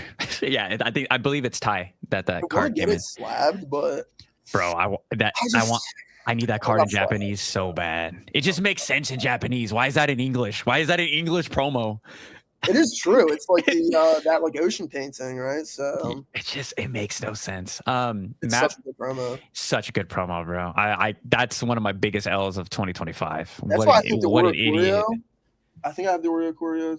The Aura Choreo at like 10, 12, $15. Like, I'm definitely one to normally say if I'm buying cards, I want like top 10 Pokemon, top 5 Pokemon. Obviously, that's some people, is Mew 3rd or 7th? Is Pikachu the number 1 or is Pikachu like nut low? But generally, I want like top 10 Pokemon. That Kingdra card, Kingdra is not a top 10 Pokemon. That card is ridiculous. Just like Oricorio is not a top 75 Pokemon, but it is such a good card. Yeah, there'll be Shinji hype, but like seeing it in person, I was like, I just need one for the collection. It's so good. I kind of want to get like 100 of them, like as an investment move, but like we got limited Poké dollars, so I think if you were gonna do that, the time would be sooner than later. For sure. I think what a lot of people are gonna bank on is for these new artist hypes to come in and save their bank accounts in like 5 years. But I think it's like I think it has a lot to do with the box though too, for at least for the Oricorio. Like it has a lot to do with that UPC. And right now that UPC like you can get for like $100, $120. So the card could never be like $70 of the sealed product that you're guaranteed to get it in is 120 or whatever. Like the idea that Charizard, like people are buying that Charizard for $50, $60. Insane. Like, are you out of your mind? That's like a $12 promo in like 6 months. When the Costco drop happens, like that's a $20 promo, and it's a good time to buy it at $20 because it'll go back to 60. You just have to wait 3 years. Yep, that's the difference. Like, crazy. Like, it is so crazy to be buying that card at $50 right now. And I mean, look, you're a collector. Do what you want with your money, but like, it will be cheaper very shortly. No, for sure. I'm Oricorio though, because the Oricorio is only $13, so we'll see. Bro, like we're in a downturn, but I think right now, like everything is so volatile. We're gonna see the nastiest swings we've seen in Pokemon, period. Like just like you said with that Charizard promo, like we're gonna see cards go to like $70 and then just swing so hard back to like $10 and then swing, and then in like 5 months, these are done being printed, UPCs were done, they swing all the way back up to like $100. Like we're gonna see violent swings in the Pokemon market. I'm here for it because I think that's just fun to shoot the shit about. Like all your stuff went to zero, like all my stuff went to zero, that would hurt. Like that would hurt. Like I'm not gonna lie, that would hurt. But like, I thought about that yesterday. Like I thought, that I don't have look. I don't have this massive collection, but like I don't also have individual insurance on my. So like, if neither do I. The place went up in flames, like I'm fucked. I'm zero. So but like I also don't have a $50,000 collection. I'm not like claiming that. Like I mean, we make little plays here and there. We talked about last time. Like we're like, oh, if your house like was on fire, what would you grab? And for me it'd be like this. This is a PSA 6. That looks so good with the guard on it too, with this ghetto guard. It's not a greater guard, bro. $10, bro. I got my I need to get a slab so I can put my Logan's Pokey shit. Hell yeah, fire. Map Maker says, what are Sword and Shield products that people don't want? I think saying they don't want them, but like they only. I'm saying they don't want them. It sounds crazy, but like they only like doubled, as opposed to like 12x. So like take it with a grain of salt when I say like people don't want them, but like there are collection boxes. Like I was looking at, I think it's Zamazation. Oh, yep. Zenta box, because I Yeah. was looking at like this prismatic box. I'm like, these are like 100 a pop. Well, really, they're like 125, but like you can get them at 100 a pop. Those Zamazation, whatever, those boxes are like 120 a box. And they have, I think, 12 or 14 packs of the latter end of Sword and Shield. So I don't know. Like, it probably came out at $40. So it's crazy to say that people don't want it because it's selling for 120. But I just mean in comparison to like some of this other stuff. Yeah, and if you let's say you told your dad, right? You're like, hey, pops, I got an investment strategy for you, right? I'm gonna tell you what to buy. You put $100 in, and then in 2 years it doubles. Are you down? Like, what would your pop say? Bro, he gave you 10 grand. Oh, it was guaranteed? Well, because I kind of told him that with like Bitcoin, and he was like, I don't want to hear it. So, all right. I don't know. I'm saying with Pokemon, right? And I'm tying this all back into like battle styles, right? Just Pokemon products in general, like the ones that are considered bricks. Like someone in the comments earlier in the chat said they're like, people shilling battle styles is crazy. Does it not have one of like two, if not three, of the best alternate arts? Like best modern Tyranitar. So best modern Tyranitar in a style that we've never seen before. Those Urshifu cards are so damn good. Like the beginning of alternate arts. We're gonna be singing the different tune. Up. It's like, I mean, it was like 200 for a minute. Now it's at like 3. So, which, like, if you have a box, like you're not paying your rent with that, but like a 50% gain is, it's pretty solid, good. Bro. I was buying battle styles at $80. The guy, the Chinese gentleman I was buying it from, he's like, dude, you can literally buy as many as you want. Like nobody even looks at this stuff. He's like, I'm so stupid for buying this. I was like, dude, I'll buy all of it from you. Like most of the boxes I've seen, like I don't see a lot of shows in general of Sword and Shield, but the ones that like I'll go to my like card shop and they'll have one for like $900 or whatever. They're always kind of like beat boxes too. Like that's crispy. Like bro, this is a box. This is a box that nobody wants. Tell me that this Pikachu does it slap. I literally said this like my last video. I was like, I don't think it's a good set, but to walk in my room and have a fat Pikachu on the box, like, I mean, same thing with like this. Like this meant something to have the actual Charizard on the box, not covered by the ball. Yes. Like, if he was covered by the ball, I would not have bought it. So it's like there's little things like that even like in some of these Death and Rivals boxes, like I think I'm gonna sell or trade this one just because it's like a little dented on the top. But like I don't like the having this over face. Like Neither do I. I also took one out of your book. I had all my booster boxes and shit set up. I on like a little display, whatever. Mm-hmm. I just had to put them on my desk because I'm like sitting at my desk most of the time. It's just like I need Charizard looking at me. Like, and that makes me weird at 25, 26 years old. That makes me weird, but I don't care.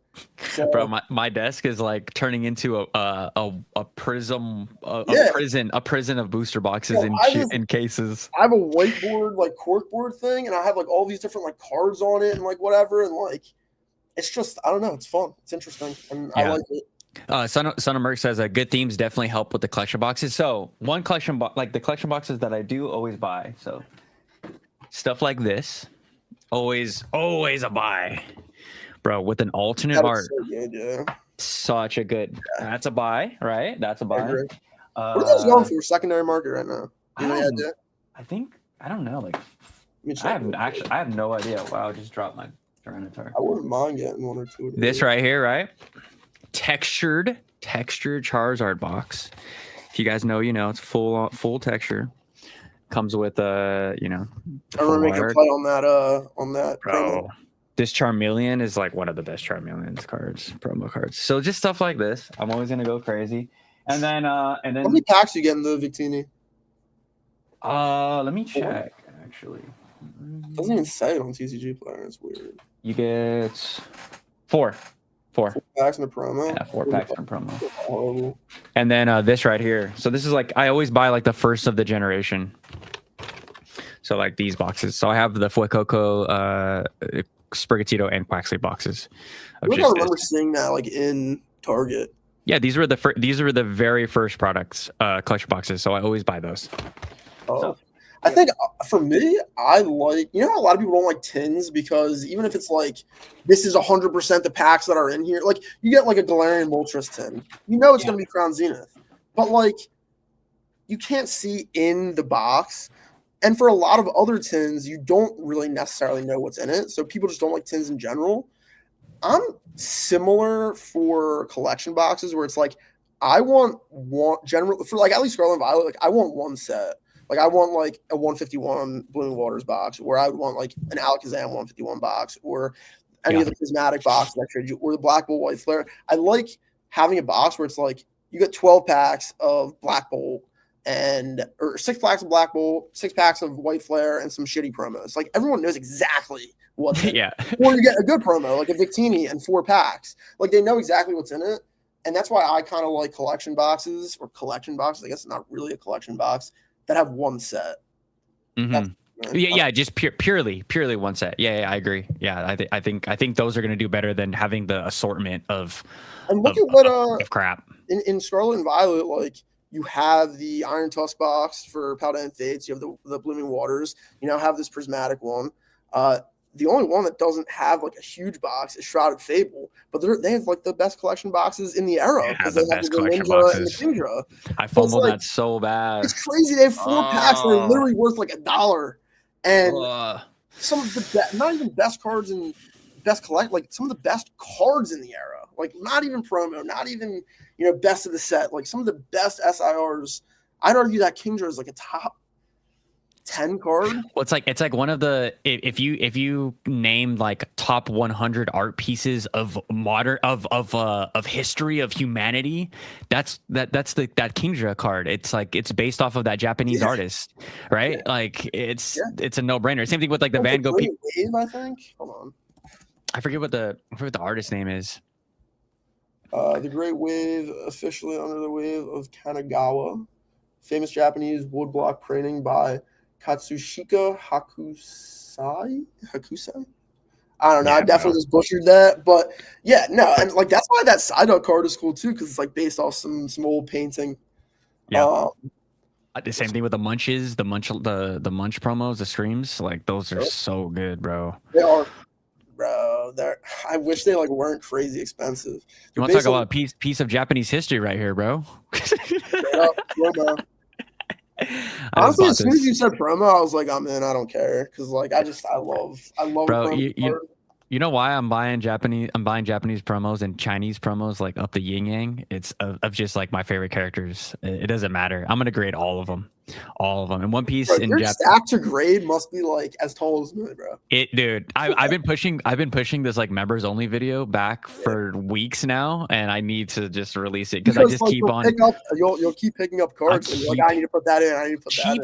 Cheap stuff, bro. Like I'm telling you, my 2026, this channel is gonna look a lot different when I show the grading plays. Bro, I forget what box I even ripped into like a degenerate to get this card or these cards, but a lot of them have crazy swirls on them. Like these both have 2 swirls on them. And I think they could 10. This is like a 50-cent card. A PSA 10 is like 180. And if I could be like, ooh, look at the swirl, like I could probably get even more for that. But like I think these cards are actually sick. That's why that box, that prismatic poster box, like the Cosmo foil actually hits. I saw that video. That's crazy. How many packs did you open? 1. No. How many? I think like 130 are in those. I told my girl, I was like, let's go find these Gengars.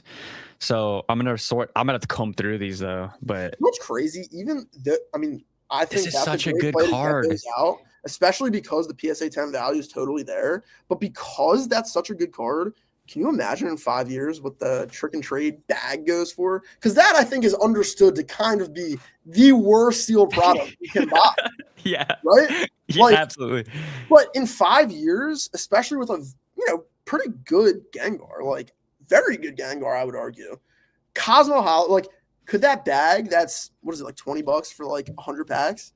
Could that bag be like $100? Could those actually go for $1 a pack? Like easily.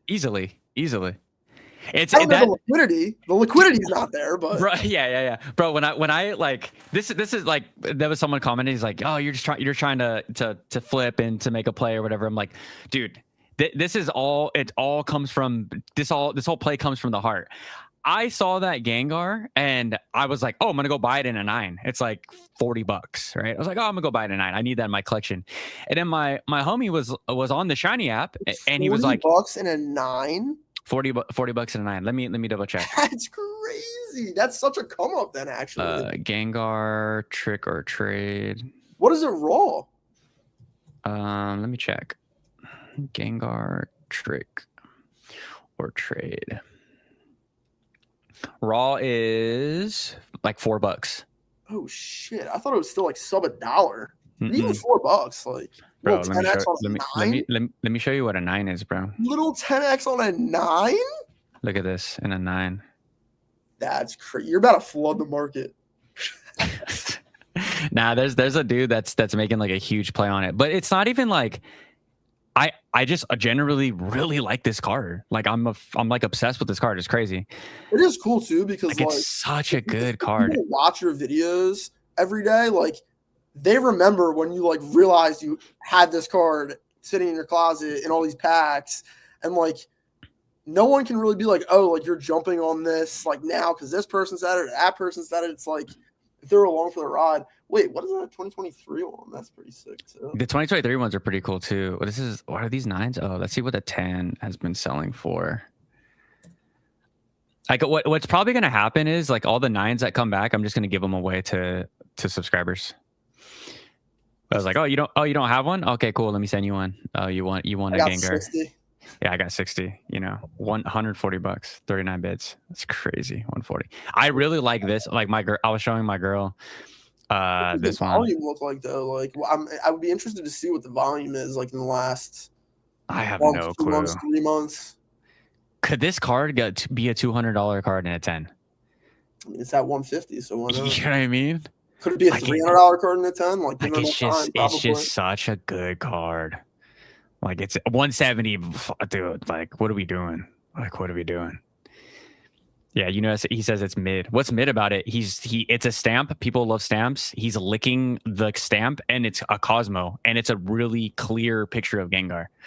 I don't understand. I mean, the only reason it's mid is because it's a half art, and we're if this was a full art, what would people be freaking jumping for joy? Like, I mean, you got like a Halloween Gengar chase card in Fusion Strike, which I think is the best card in the entire era.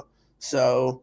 If this was a full art, like Halloween, like trees in the back, fall vibes, like that's what I'm saying, bro. What did we get in the Fusion Strike Gengar? It's literally like the trees and shit going crazy. Like I guess, bro. Like you know that saying it's mid. I get it. Like a lot of people don't like half arts, and I'm just old, so I like half arts. Like I mean, it is like mid in comparison to like 1,000 other Pokemon cards. That's why it's like such a crazy.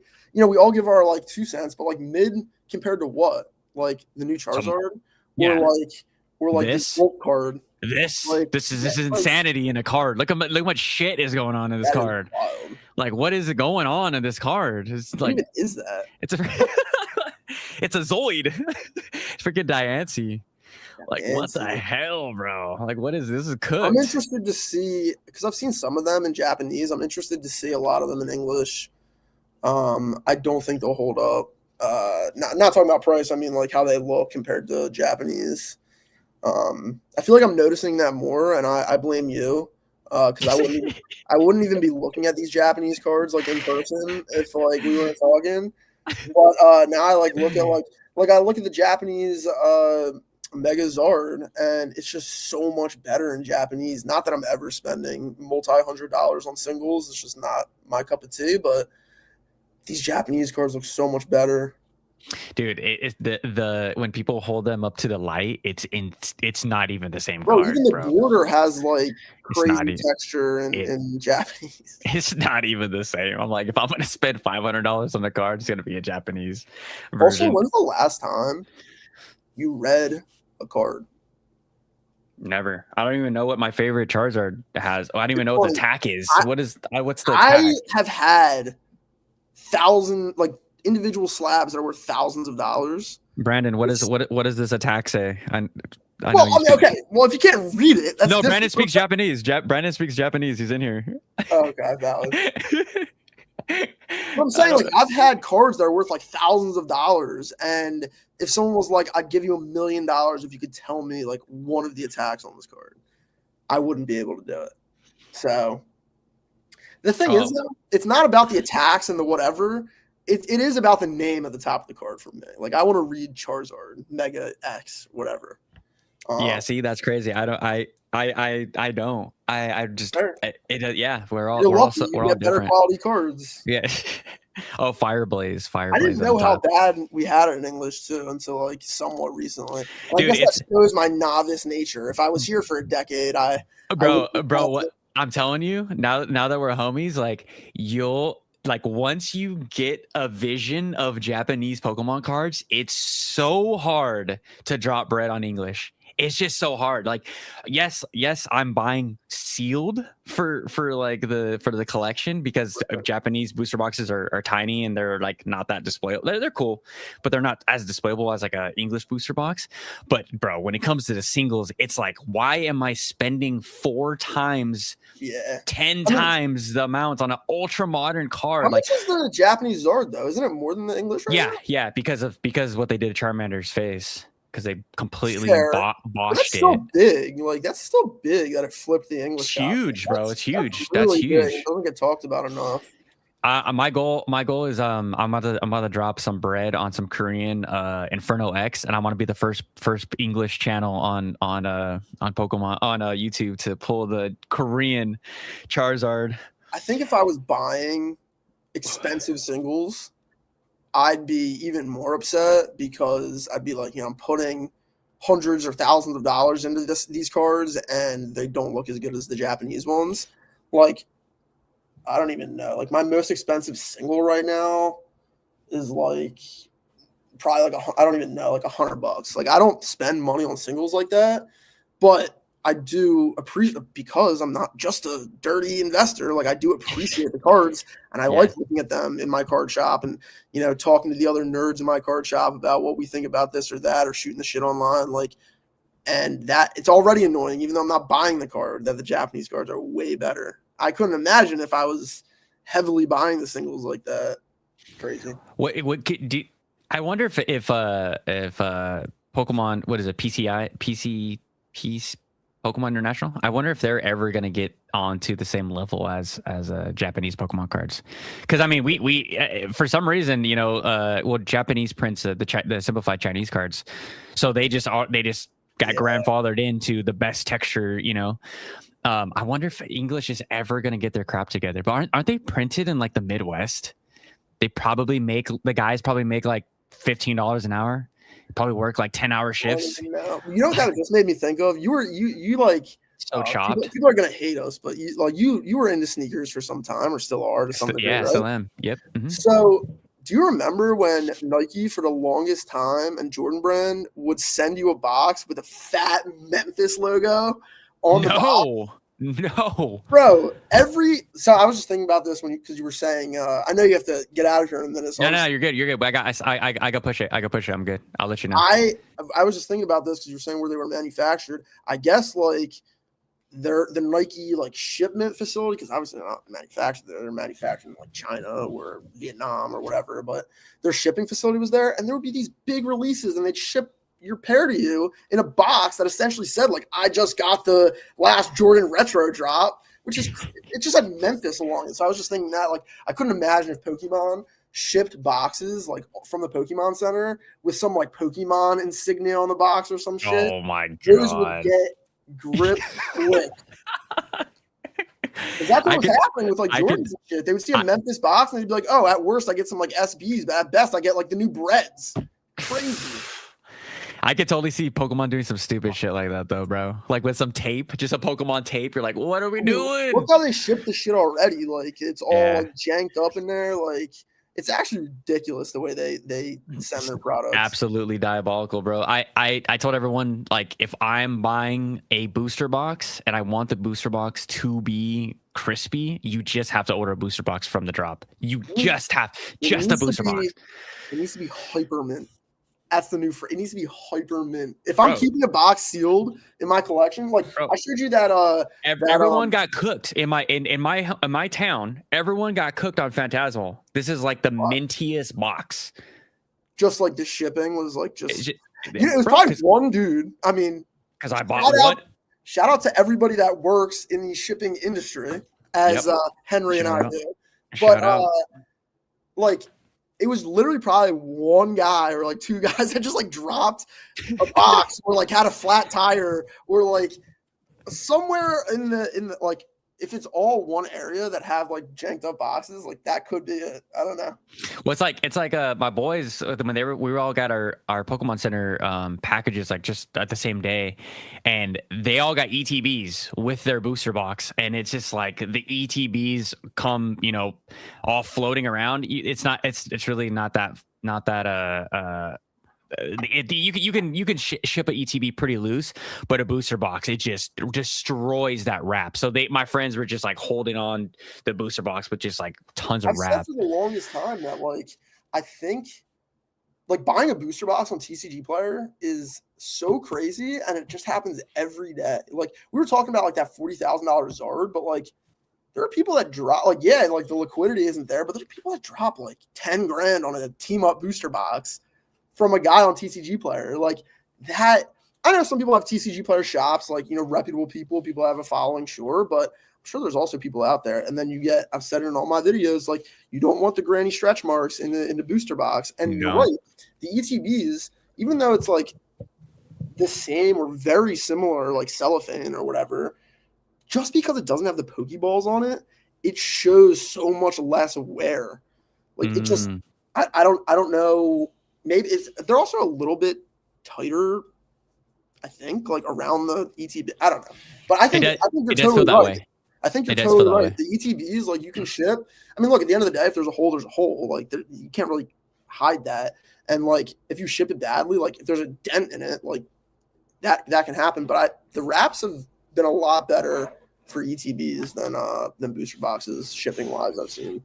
I want to talk about ETBs really quick. Now that we're on that topic, I understand with I think everyone thinks that Prismatic Evolutions ETBs are just going to do what 151 ETBs are going to do, which could be valid. No shot. But I don't know. No shot. ETBs for 151 got like one print run. Yeah, I felt like it. Prismatic literally gets one a week for the last year. Yeah. And I'm still buying. I'm buying. Like I said, I don't have any Prismatic. I'm still buying it, but like I'm not going to be the fool that's not going to buy Prismatic ETBs and just like look like a huge dumbass in like 5 years. Like, God damn it, those ETBs really did go to $1,000. Like I'm not going to be that guy. I still have my like 3 boxes of Prismatic. It's not anything crazy, but I think ETBs definitely have a certain threshold that they can get to, and I think investing into ETBs is just a little bit risky, in my personal opinion. I wouldn't go all in. One ETB also just like performed so differently than any other ETB. I mean, I guess you could say the Paldean Fates one that's like between 200 and 300 as well, but yeah, I mean Prismatic's printed so much, but it's also ripped a lot. Like I don't know if I could for free rip 10 packs of 151 or Prismatic, like I'm gonna rip Prismatic because then I can, like you can hit weight. Like I love 151, but the Charizard, as a Charizard fan, is trash. And after that, the remaining cards are fantastic. Blastoise, the Zapdos, the Alakazam, Venusaur. Those are all fantastic cards. They're all $70 or sub $70. And been parked there. Great there, buying opportunity. Yeah, like when I was, like I said, like I got back in like at the very beginning of Scarlet and Violet, and my buddy I actually picked up a one before I was even back into Pokemon. I was at Target. I was like looking for packs just to rip, and my buddy asked me to pick him up a 151 ETB, and I was like, I'm not paying like $50 to get myself one, but I'll buy you one, and like you can pay me back, whatever. Ended up ripping the Venusaur. This was, I don't even know, like almost 2 years ago. And it's been $50 to $80 for 2 years. Like it has not moved at all. So I don't know. Like nostalgia, definitely there for it. In 10 years, 5 years, are people going to want those cards? Of course they're going to want those cards. Maybe they'll want them more than the prismatic stuff, but if people are talking with their dollar, like people want prismatic way more than they want 151. Yeah, I think it's going to be a little bit of a flip flop for those two sets, right? I hope it is. Like 151 deserves that respect. I think 151 sealed product is going to do way better than prismatic, but prismatic singles are going to do way better than the sealed. That's just what's going to happen. I mean, look at what they are now. Look at what the Moonbryon is now. Like even the lower. What's like the worst evolution that you think don't like? Flareon. I mean, is so Vaporeon. Do you think people don't like Vaporeon? Like just as a Pokemon. I mean, Flareon does also have some good cards like with that. Flareon's fire, bro. Like if I had a Flareon in real life, it'd be such a cool honestly, dog. Not to get off topic, but like those VMAX boxes are the best evolutions we've ever gotten. Those promos. They're gas. But I think I completely agree. I think that the prismatic singles will hold like that crazy premium as opposed to the 151 stuff, just because it's easier to pull the 151 stuff as well. Like, it's very hard to pull some of these top cards in prismatic, and there's so many SIRs. But just like you said, I think a lot of the products, like the sealed products for 151, will do very, very well long term. In the Sword and Shield era, like on YouTube, everyone would always just correlate the top hits to the booster box, and I think now in the SV era at least, we've kind of strayed away from that, and it's just something that my brain has to like learn to to manage. Where like 151, the sealed product is going crazy, but just like you said, like Blastoise is what, like $80 now? It was $100, now it's back down to $80 as we're getting further. Blastoise, or do you want a booster bundle? Like, that's what I'm saying. I mean, you can get that Charizard for $200, bro. Have you ever thought like who's buying that in like 10 years? Like who's? I think that it's interesting with the booster bundle because it's like unprecedented to have a $200 booster bundle. I think a lot of people, when it gets $1,000. No, I agree. I don't know what's going to happen, but I think it'll be pack price. I mean, look, if these packs are $25 a pack, it's going to be $150, $160 for a booster bundle. I think Paldean Fates on TCG Player got to like $130 a booster bundle at one point. Like, what are we like? Who's buying that though? Like, the market doesn't dictate who's actually. A lot of it is investors to investors, because there's not a lot of collectors are buying like bulk like 151 bundles. Yeah. I mean, maybe they are. Maybe they're like, oh, it's like my girl's birthday, I'm gonna get her like 151 packs. But it's like that's so few and far between. I do think that Rip and Ship changes everything, because they can churn through. I mean, I have a lot of prismatic now, but like a lot of prismatic is like 300-400 packs.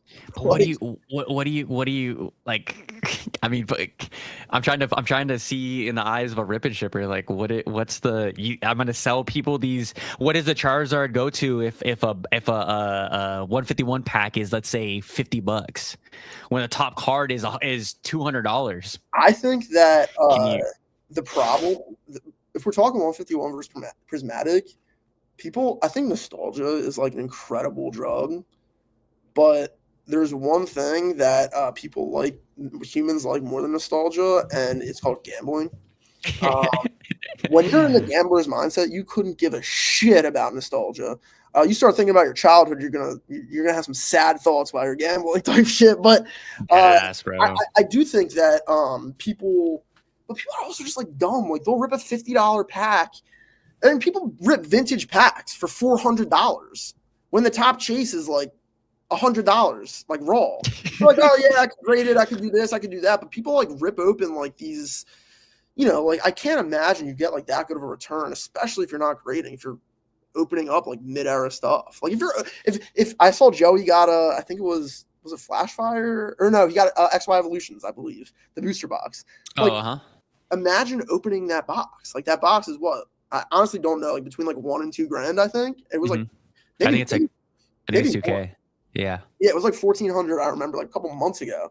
But like, what's the biggest hit in that set? Like the nothing. Right. So that, like, I don't think you can offload that box to a rip and shipper. You have to find another collector, which there are tons of. I mean, there's tons of collectors at all of these, cons that people go to. And there are collectors with big money, but it's just a different exit strategy. And people have to think about that. Yeah, I'm trying to also bring it into like the sports world. I'm like comparing the prices.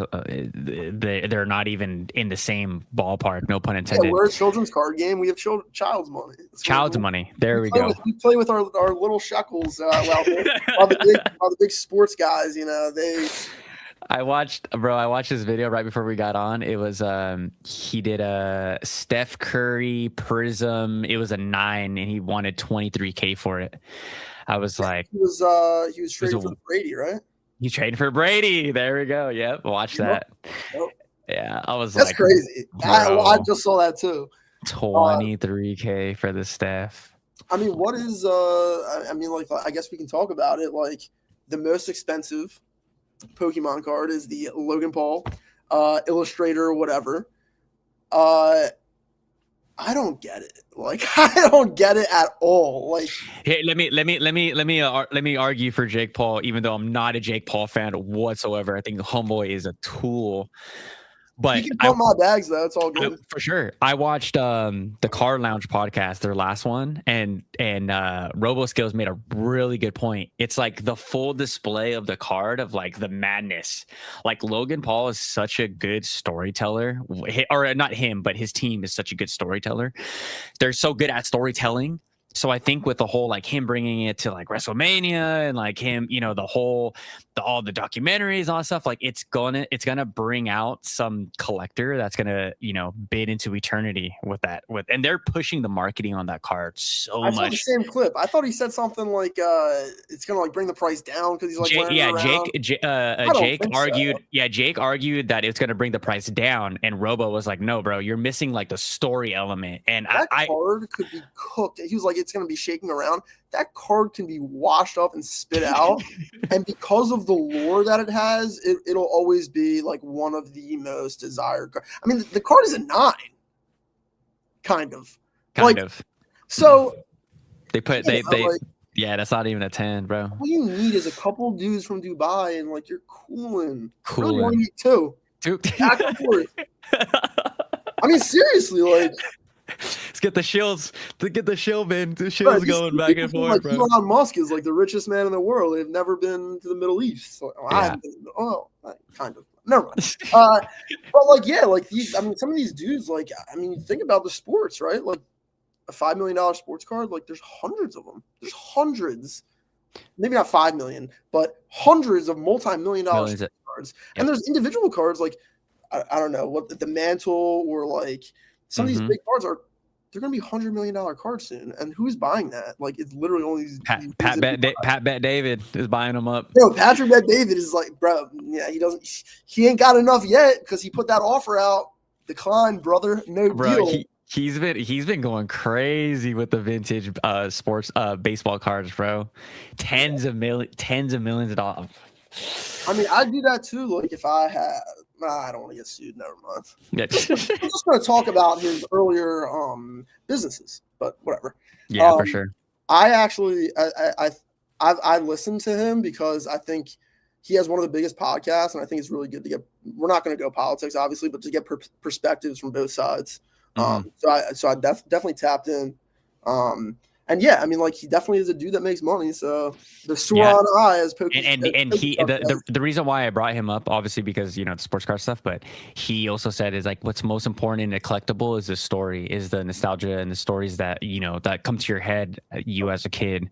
And I think with the whole Jake Paul WWE stuff and like all the documentaries, like, dude, he's building up a pretty damn good story. I mean, we could say like even the what was it, the Reshiram that got sent to space, or was it Zekrom? I think it was a Reshiram. Was Reshiram? Like, that's cool. That's a story. Like, imagine you're stupid rich and you're, hey, you guys want to see something like insane? Yeah, I got a card that went to freaking space. Check this out. You know what I mean? Like, it's a like. This might get a little outside baseball or inside baseball. pardon the term, but talking about sports cards, I think that Allen and Ginter, like that releases every year. So like Allen and Ginter from Topps, it's a baseball set, but they also put like all this wild stuff in it. And one of my chase cards forever was this card they had, and it had like real dinosaur fossils in it. So they had like that's so Tyrannosaurus fire. Rex one, and it's a thick ass card, right? Like so, but they're like 20 grand, like they're crazy bread. But like that's always like intrigued me, like the non-sports cards too. Like I got two of those, bro. I got two of those cards that you're talking about. It's not to that extent, but I have two cards that I'm gatekeeping to hell. What are they? Oh, yeah, I can't like I can't. I don't want anyone to buy the cards out before I do. Some of these non-sport, I feel that, and some of these non-sports cards like are so good. So good. Yeah, dude. I don't know if you saw the new Tops, the dark. They're called dark black holes that just came out. Like Tops just released, bro. Like if Pokemon can just do something a little bit different for like just for another set, like just something for the collectors, dude. Like I got so happy, bring it back to Pokemon, but I got so happy when the potential like Tops like Pokemon collaboration. I was like, let's do it. Let's like, let's actually have Pokemon on like some real like cardboard, and not like this flimsy garbage. I mean, it is really like you open a pack of like Prism, right? Like just like the what are the like they're thick. Like even the crap that they give you are thick ass pieces of freaking cardboard. I don't even know what this is. It was in my drawer. You have like it actually like has some like real where it's like if you take like these just and then it's like permanently misshaped, and it's I don't know, but like it is what it is. I have nostalgia for Pokemon, so like they could literally do like a set of like different kinds of shit, and I'd probably buy it. Yeah, see what DJ was saying. He's like 90% of Pokemon I get have flaws. It's just because DJ. It's because you're in English, my dude. I think he's talking about the Is he talking about cards, or is he talking about sealed product? He said 90% of the Pokemon I get have flaws straight out of the pack. I think out of the pack. Like straight out of the pack. Okay. Yeah. Well, dude, it's like come on, bro. Like, let's be real. These people are in the Midwest. What is the average salary in the Midwest for a dude? What's $15 an hour? $12 an hour? 40 bands a year. Like, not even that, bro. There's no way. 40 bands? No way. Pre-tax? Probably like 20K. Bro, if you're making 40 bands a year, like after taxes, you're probably getting like $3,400. You're probably not gonna have to pay a lot in taxes because you probably get a fat tax return. But dude, actually you're right. In middle of nowhere. I mean, I live in California, so like, if I made 40K, I'd be cooked. Right. I'd be homeless. I feel like I'm more thinking like coastal living. Yeah, 40K, you could probably be all right, like in the middle of nowhere for sure. But I'm saying like they're paying Pokemon's probably paying these people like slim to nothing, and they're probably how do they keep this shit under wraps then? Like, how do they keep these NDAs so tight? Because the NDA is if you speak, I will literally murder your entire family and your family after that. That has to be, bro. It has. How is not a single person said one word? Have you ever heard anything bad about Pokemon from not even from an anonymous person? Bro, Pokemon never is like happened. They're like they're a gang. They're a gang. It's wild. And we'll be like, oh, there's leaks because like Bandage Finger brought them out, and it's like, yeah, well, the set's coming out in like 6 weeks. Like they got to print this shit like 6 months ago. Mm-hmm. Like that's crazy. Like that is actually wild. Like I remember when we got leaks for that we were gonna get a Destin Rival set or a Team Rocket set, but like we didn't have any cards, and then like people think it's like a big leak because it comes out like 2 months before. It's like some of these sets had to be printed like 6, 8, 10 months before. Like it's amazing they don't release. And it really is their competitive edge. Because if it came out, obviously we all see it beforehand, but we still buy the product. Me and you have already said, like, sometimes the cards come out, and if we can look at them for 2 months, I feel like I've already had the set. So like imagine if it came out 8 months beforehand. Nobody would even want it by the time it came out. Yeah, the hype. And that's let's talk about the hype really. Like I got 10 minutes. So like let's talk about the hype really quick. So going into Ascending, right? Like It really with how good this puppy is right here, ladies and gentlemen. With how good this little freaking box of just It's a sick box. pure joy, pure freaking joy. This is the best looking Japanese booster box in all of eternity, by the way. It really feels like Ascending Heroes doesn't have the hype.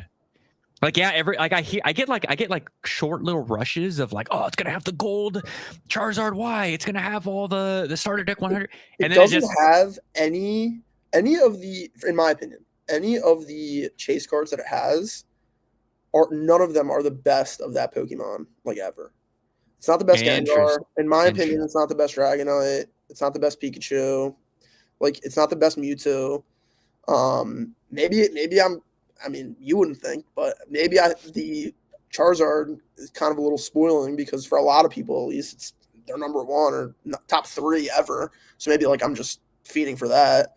But you know, you look at sets like Paradox Rift or something, and chase cards like an Altaria EX, like. So, you know, I think it'll be hype. I think it's going to be hard to get. I do think the market is smarter. It gets smarter every day. It gets more people trust it more, like all of those sorts of things. And I don't think that it's going to be $25 a pack because, well, maybe it will be, but I don't think I think it will, bro. I think maybe it will be because people just have such deep pockets and will just rip it anyway. Mm-hmm. But for like, you know, semi-collector investors, for guys like you and I, like, no one's ripping. If I walk into Target and find a 2-pack, maybe for like $15 or whatever it is. Is that crazy? And I agree with you 100%. Isn't that crazy that we would even like second guess it, just like what you just did right there? Like, I'm the same way. I'm like $15 for a 2-pack blister. Like, do I really need this? Like, even though the secondary market, go to my LGS store that's going to give me 60% on it and trade it for like a whale lord. Like, no, I'm just not ripping it. I'm probably not going to get anything, and that's just, we're going to move on. It's similar, like, just like I said at the beginning of this whole thing, I was like, these Destined Rivals packs will be 30, 40, $50 in however many years. But it's like, absolutely. I have 8 of them or 12 of them, and it's like, let's rip them. And that's just, you know, it is what it is. And like, you gotta have fun with it too. Like, you gotta have fun with it, or you're not gonna last. There was a comment on my last night's chat where they're saying they're like Henry, you're tripping. Mega Dream is actually going to get more expensive once Ascending comes out, and those singles are gonna, you know, go up. Time to buy is now. I'm like, I highly disagree. I think people are going to be so sick of Mega Dream by then, and by that time, what is the Mega Zygarde New Order or whatever is coming out? So. I think the hype for Mega Dream, especially in Japanese, it came and gone, and I think a lot of those cards are good. DJ was talking about it too. He has a very interesting channel. It's kind of like watching, you know, PokeNA in the early days, right? Mm-hmm. And he talks a lot about it, you know, going into Japanese and, you know, being at, you know, it was like $130 box, and it was like $115, $105, $99, and I think a lot of people that are like FOMO crazy, like, they'll rip the Japanese set and get their fix. I agree. I don't think it's going to be as hype, but the way it's releasing is like a mess. So I don't know. Bro, if you were here in the Sword and Shield era, like, everybody that would start with their card shop, like online card shops, they would always go to Japanese first, and Japanese was like always the cheaper, affordable option, even in like the high class set. So like, again, I feel like we've been here before, even though Ascending, I think what is gonna, you know, stir this hype around it is the crappy release schedule for that. But I think the hype's already like came and gone. Yeah. When it comes to, before we get out of here, I believe it was Heart Attack. Is that the one that started making videos very recently? Yeah, Tyler. That's my dog. I only watched like 1 or 2 of the videos, but he was talking about like these botting groups and whatnot. Yeah. Absolutely fantastic video. Because he's 100% right. I'm sort of in a similar spot. When I was like 15, 16, I was like botting Supreme and like sneakers and all that. And so I have like some experience with it. I was right here. He just popped up. Shout out. But yeah, he made a great point. Like, a lot of these botting things are I'm not going to call anybody out by name, but they're very pyramid scheme-esque. And if you listen closely to what a lot of these guys say, they'll admit it. Like, half of their income, if not more, is memberships to these things. It's not, I mean, look, they get product just like when I was botting Supreme, I got products, but it's not, especially in a down market, like you're screwed. Like I have, I think 6 Twilight ETBs, 6 Surging ETBs. Like I think it's gonna be a long time before those go to 100, 150, whatever. So, if you Yeah. have capital in that, you can be like, oh, I'm just gonna sit on them. But like then that capital's tied up. You can't make plays elsewhere. So it's not like, okay, yeah, we all agree, like maybe it'll go up 10% a year, which is great returns, frankly. But it's not going to have as good of returns as other things. But like, I'm not shitting myself with 12 ETBs at a cost basis of, like $700 for 12 ETB, like or less than that, whatever it is. Like, I enjoy seeing the stack, knowing it's not worth much, but that I got it at MSRP. And purple's my favorite color, and I like Pikachu, and Twilight Masquerade sucks, but I like the box. It's green. Greninja sucks. It is what it is. Hate me, but I don't know. Like I think he made a really good point about the actual these actual like Discord groups. They can help, but you got to be really very careful. I mean, people pay.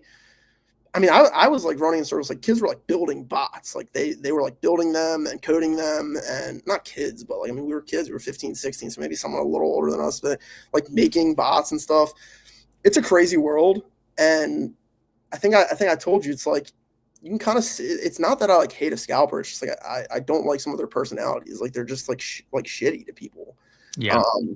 And like if that's like funny and rage bait to be like, oh, like shitty and mean, like, bro, that's why I made that video. I was so bothered. You got so much hate for that, and it was like, I just don't mess with somebody. I think actually exactly what I told you was, again, not going to call out anybody by name. There's some people that'll give you the shirt off their back, and then there's some people that'll steal the shirt off your back while you're not looking. Mm-hmm. And a lot of people can fit into those categories. And I mean, look, there's botters that are botting so that they can get Pokemon product to feed their kids. Am I going to hate on that? No, it's part of the ecosystem.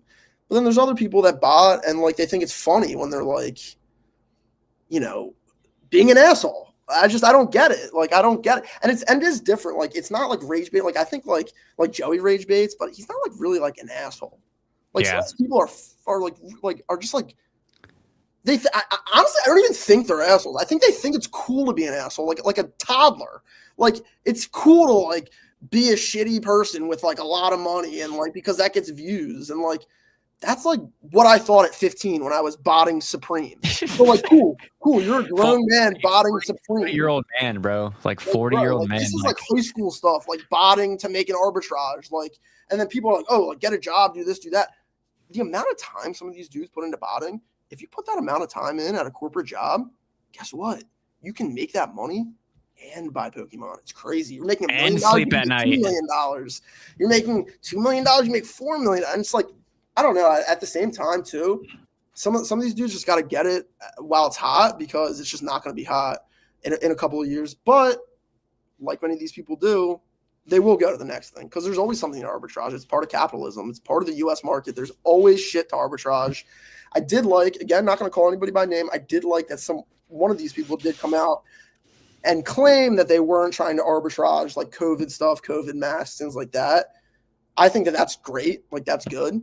But yeah, it's always going to be something. So that's my thought on the bots. Shout out Heart Attack. I think that was a great video. If you haven't watched that, definitely watch that video. Gives a lot of insight from someone that seems to have some experience with it and is kind of on this, other side. So yeah, Tyler, I didn't know any of that stuff. Like when I used to buy Supreme, I would pay my friend Jason that had a bot. He also ran a reselling store here in like Folsom. So he was always my Supreme plug. But he had the bot. I had no idea how any of that stuff worked. But it's just like, again, I agree, bro. Like if you're, it's just the arrogance that pissed me off, And bro, I made that, bro. That's crazy. I made that video, and like I said, it was probably one of my best performing videos. I think it was like almost 2.6K in a day. Right. In like less than a day. I was insane. And people just felt, but bro, everyone was, the back and forth. And I just can't do like, I don't know, man. Like my goal for 2026 is like less, like I'll call people out if if it is what it is, right? But I'm trying to stay far away from drama, like in the space. Like, Yeah. it's Also, so like the I feel like a lot of people think that that we might particularly be talking about one person. I wanted to. I'll tell a quick story because I know you got a dip. No, you're good. You're good. I got time. When I was, again, like 14, 15, 16, I wasn't like botting crazy. I would go to the mall. I would hit Foot Locker, camp out there for 2 hours with my homies. Not like I was like 15, so we weren't even like smoking. No, we were like literally like just like good kids, wanted to like come up on some Jordans, whatever. Yeah. I remember specifically one time there were like 5 or 6 people in front of us, straight zombies. At like 4 a.m., they were chilling there, straight zombies. 6 a.m., Escalade pulls by, literally gives 5 people a crack rock for them to stand in line. 8 o'clock comes around. They walk in, they buy the shoes, they put them in this dude's Escalade. Escalade drives away. Like, these are, like, that is fucking human trafficking, essentially. Like, that's how dark some of this shit gets when money gets involved, when scalping gets involved, when people want what they can't have. I mean, you see how dark it gets with the violence. But I mean, like, that was at like 15. I was like, oh, what the hell is like going on there? And then like, and bro, I was like, I'm in like the Philly area. Like, this was like burbs. Like, this was not downtown. And like, just that kind of shit is like, it's just wild, bro. And this like, that's when I like there's many things in your life where like you lose a little bit of innocence, and I'm like, holy shit, like, yeah, that is some wild work. Right I mean, dude, we seen that this year with people getting stabbed. Like, I'm like a few hours away from Vallejo, bro. Someone got shot over Pokemon cards. Like what do So it's like, I'm not gonna say who I'm talking about, but it's just like, I don't want to. Is guilty. I don't want to be guilty by association, for like stupidity anymore. Like, everything's a joke until like it isn't, and I'm just like cool off of like the jokes. Like, everything's a joke. Like, can everything not be a joke? Can we just like be like good people for a split second and like actually, do like be cool like for a second? One of the funniest shit. So I think Heart Attack just said the amount of Supreme stickers and Supreme bubbles and white gloves I still have, bro. So you know how I said I was into sports cards first. So like that was like probably coming out of like 15, 16, 17, and then I was like into sports cards for a bit, and then I got like now I'm 25. I found the briefcase that I would bring to these shows. The Supreme brief, bro. The Supreme briefcase. And I put the divorced dads on there. Now, fire, bro. Just all these whack Supreme stickers. Philadelphia, shout out if you know, you know. And I found that box, or I found the thing. And I was like, I don't even have enough singles to like fill up one row. It's kind of sad. I'm in the same boat. Bro. Just sealed these days. I mean, honestly, I love the promos. Like, so I'll buy a promo if I see it, especially because they're cheap. Like not even the Mew or the Kingdra, but like these ETB promos sealed, $1, $2, $5, $151, $13. Like, I'll just see those and buy them. Like, just because I like to go to my card shop, like every other week, just to check in, see how everyone's doing. But like that's the only thing I'm buying is that and sealed products. And Sword and Shield, like we said, it seems like it's kind of come and gone to a large degree. What before we go, can you give us one 2026 where we're going to see from Pokeblab, if it's for the channel or for the let's stick with the channel. What's 2026 look like for the channel? I mean, I think more the same. I'd like to get on some sort of regimented schedule. I think that would it be great if I put out a video every day and put up a bunch of shorts and things like that? Like, yeah, I think it would probably grow faster and things like that. But it's not even really what I'm looking for. Like, I've said it before, and I said it again. Like, if I see something, I'll do like 15 minutes of research, then I'll blab for 15 minutes, and I'll just fire it out. And like every now and then, someone will be like, "Well, did you know that like this and that?" I'm like, "Oh shit!" It's never been the case where it's like I'm so drastically wrong about something that I like. At that point, I wouldn't. I don't want to like misinform people. So like if that happened, I would take. But it's never like that. Like I'm usually just literally doing what we did for the last 2 hours for like 15 minutes. one take, no breaks. And I guess you could say if you're doing that, then like you should be able to put out like 3 videos a day. But honestly, at the end of the day, like I love Pokemon, but there's just like a lot of other shit going on in life. Like I feel you. I can't like, I think I would also get burned out a little bit too. Like I think what you do is super impressive, but like in the most respectful way, a lot of it's blab, but that's what we like. Like a lot of people just want to have that parasocial relationship and blab about Pokemon with somebody. Like, so I'd like to do more. I'd maybe like Monday, Wednesday, Friday kind of thing, but then I don't want to also be restricted from like posting on the weekends or whatever. So it'll probably be more of the same. Try to put more stuff out, blab more. I think doing more of these lives would be great. I think, you know, talking to other people, like there's a handful of people that have really interesting information. Like I said, Heart Attack, like that was a great video. And it's really a lot of these guys. Like, I mean, I have 300 subscribers. Everybody like, comment, subscribe, get your boy run it up. But let's go. A lot of these 40, 50, 100, 200, 300, 500, like have really, really interesting shit to say. And some of these guys with 40 subscribers, you know, in their truck, just blabbing is better than some of these dudes that have cases on cases in their background. And they're like, it's like, what is Nostalgianomics saying? Buy Prismatic, buy 151, buy Evolving Skies, buy this, buy that. I think like the entire internet like stood still because in one of his recent videos he was like, everybody should wait. Yeah, it's like yeah. Like okay, like you know. So I like more people just shooting the shit and like saying what they feel because like that's just bro. Like obviously Broke Pokemon's here. Like he's one of the good new creators. Same thing with Heart Attack. Like bro, my dude Tyler has me fucking cracking up so much, bro. Like that video of him driving in a car and then just cracking the energy drink and then just fuck PSA, bro. That shit was YouTube gold. I laughed so freaking hard. I'm like, this is the type of content like I'm gonna be real, bro. I mean, me and you talk offline, but like I definitely tone it down when it comes to the YouTube, you know, like it's like the Henry died, and some people think I crash out on the lives, which they do not even know. So I'm on like level like 1 or 2, right? My personality is probably a 10 every single day, right?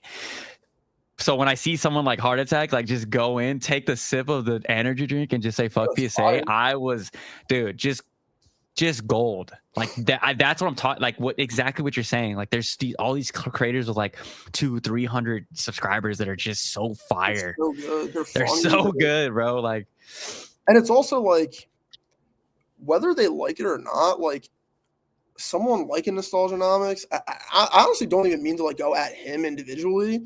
Those ilk of creators, whether they like it or not, they have a different perspective because of one, like their age, where they're at in life, how much money they have, how much Pokemon they have, that like tapping in with, you know, like-minded people that are, you know, they probably have more Pokemon than the average person would think is healthy, but like we're all generally in the same, I don't even want to say, like we're all in a similar mindset where it's like I don't have a Nostalgianomics mindset because it's like it's just not, I can't relate to that at all. But like I can relate to some, like, you know, me being like, oh, do I buy this Obsidian Flames box because I really like it? Yeah. But like I know I can put like 250, 300 somewhere else. Like that's like not something that goes on in that guy's head. You know what I mean? Like so talking to people about that when it's like, oh, I have, you know, $500 to spend for a month on Pokemon instead of like, you know, $500 tomorrow. Like it's just a different perspective, whether they want to relate to you or not. And it's always like, oh, good guy, bad guy. It's like, it's so crazy that people even like, are they a good guy? Are they a bad guy? Are they a creator? Are they collector, investor? Collector, investor? Are they a cosplayer? Are they this? Are they that? It's like, they're a guy on my computer screen I'm listening to my AirPod. Like they're nothing more than that. Like shout out to all the people I've connected with. Like they're more than that because I can like shoot them a text or like, you know, for better or worse, as we have seen. But like, you know, that's really one of the main motivators of creating content. One, it was a selfish motivation. I want to look back in 6 months and see what I was thinking. But then the other one would be just to like connect with like guys like you, guys like Heart Attack, guys like, whoever, and just shoot the shit and have more like-minded conversations as opposed to, even some of these other podcasts, like they have like an Evolving Skies, a 151 Pokemon Center ETB, and like whatever the best, One Piece set is out. And I'm like, that's my whole collection right there. Like, so even that like is like, I don't want to say out of touch, but like kind of out of touch. Like they don't know how much milk costs at the store. I agree, bro. I think like I'm not trying to freaking jerk our own horn over here, but it's like I think there's a lot of people that want less of just like okay, it's my time to talk. Okay, now you talk. Okay, now me talk, and now you talk. Like they don't want to see that, bro. Like I think more people this want. This whole time we've been talking over each other. That's the way to fucking do it. Yeah. Like exactly. It's fun. Like we're just shooting the shit. Like I don't like and look, it's obviously we're doing it over the computer. Like I probably interrupted you 100 times. I don't mean anything bad. Like I apologize. Yeah. But like we're just like rambling about Pokemon. This is like fun. Like I don't know what obviously Nostalgianomics never gonna talk to me. I think my number one video is still like a 3K like hit piece on him because he was doing some scummy shit in my opinion. But like I don't know what the hell I talked to him about. Because like I'm saving up for one Evolving Skies box. Like could I do it tomorrow? Like could I sell things to make more sense? Like, could I actually physically buy one tomorrow if I wanted to? Yes, I could. And I'm very thankful to be in that position. But it's like, that is still what I'm doing. It's like, you're saving up for a Cosmic box, right? Like, these dudes are like, can buy Cosmic box tomorrow. How many cases do you want? Like, yeah. We're like, shout out, what's his name? Cool Trainer Ryan. Like, great creator. But like, this man will just rip a Cosmic case for a video. And it's like, yeah, I get it. Like the buy price was probably like very good. So it's not like actually physically hurting the wallet. It's just like unrealized gains. But like, I can't even really relate to that. So it's I don't know. I feel like there is a good community of people sprouting up in the 0 to, I mean, honestly, like you have 4K, but I mean like most people in that 0 to like 1K range that have like a lot of good shit to say. So that's a long-winded way to say like I'm just gonna keep talking my shit, like same, and we'll see where everything lies at the end. I mean, my goal is 10K by the end of this 2026. I think I'll get there. Like mid fours, right? 4.3, 4.2, something like that. Okay. I think I could get there, but it's just because like. I think you had just gotten 4 like around 4 the last time. That's a couple hundred in like less than a month. The cheat code is the shorts, bro. If you post three shorts a day, like you'll gain like 20 followers a day, and yeah, so it's. But let's see, what did Jacob say? I think people still need to be called out though. No, I will. No, I will. Trust me. But it's like I call out. I call out. My homies in the space speak out of because they're my homies, because they're my friends, like I think if someone's doing good or bad, I make it a very, very obvious, on my channel and on a live and stuff. So I'm going to continue to do that. Like I'm still going to hold my friends accountable because we are kind of colleague. Everyone's, we're all colleagues pretty much. And I think you can definitely be guilty by association if you bring on like, that is an interesting talking point. That whole, yeah, it's interesting about, but like we're talking about this in Pokemon, right? People talk about this at like the biggest scales. Like, can you platform like this person or that? Like can you platform Kanye West? Like it goes all the way up. And people like, can you platform Donald Trump? It's like the dude's our president now. Like, but it goes, there's all these Twitch people, Nick Fuente. There's all these crazy people out there that it's like, and we're like, oh, like, can you platform this person? It's like you do what you want. And honestly, like, I don't really care. Frankly, the podcast that we're probably referring to was pretty interesting. Now, does it make a lot of collectors blood boil? Yes. Is that a good thing for the hobby? I don't know. I found it kind of interesting though. I don't generally skew to the side of blaming people for platforming people, but I can see why you might.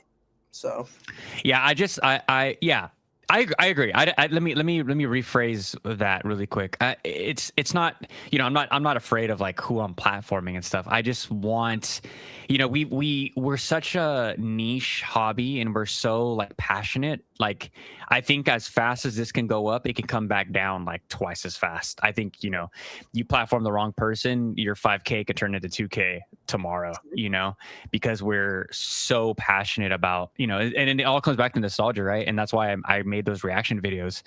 I'm like, bro, I actually like this, like these stupid fictional pink characters, like it got me out of a real tough spot in life multiple times. Yeah. Like it's brought me and my brother that I don't have a relationship with anymore. Like those are the only memories I have, you know? So like I get it when people feel really passionate about someone that comes in and says like F Pokemon, F which F if you can't get Pokemon, F you can't enjoy this with your kids, F.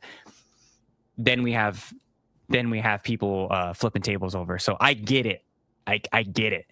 Because I'm also super passionate about it. But at the same time, like just like you said, it's part of the ecosystem. Like until I think it just comes down to being scummy. Like there are people that arbitrage things and are fun. Like it's not, especially in Pokemon. Like I don't think it's like a fantastic long term strategy, but like there's people that do it, and that's part of the ecosystem, like you said. Mhm. But then there's like another level to just being a scumbag for like clicks. Like that's just kind of whack to me. But people do what they want. Like honestly, I don't think about it that much. Like I don't care that much, even though like I don't know. I don't think it's cool.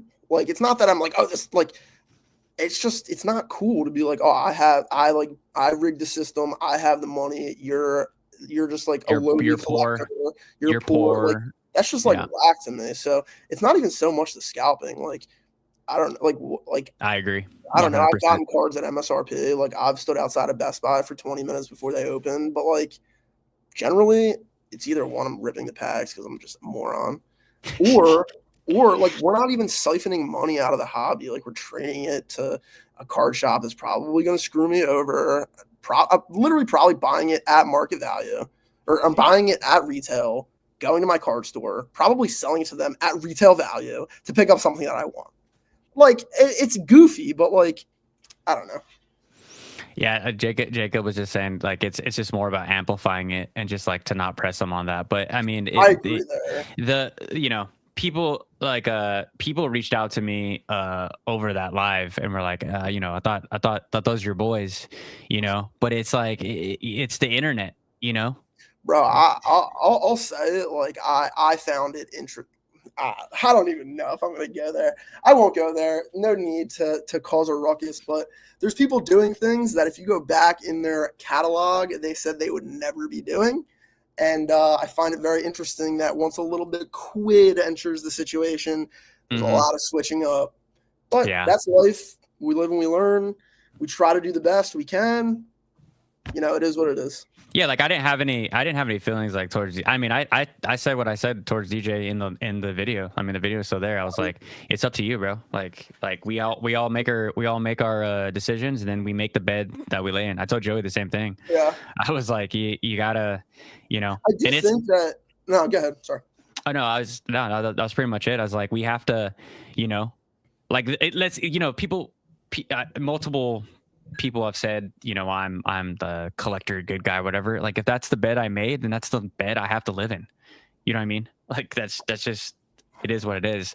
If you want to be a rage baiting content, like every single video and just like bring out emotions of people, that's the bed that you make, bro. That's the bed that you're gonna have to live in for the rest of your Pokemon life. Like if DJ is the guy that you know makes business content / marketing stuff, that's the bed you're gonna live in. Like that's just how the internet works. I think specifically for that situation, like I said, I generally skew on the side that like most people can lend their platform to whatever they'd like. I do think then the onus does shift to the interviewer to, you know, kind of push different topics and things like that.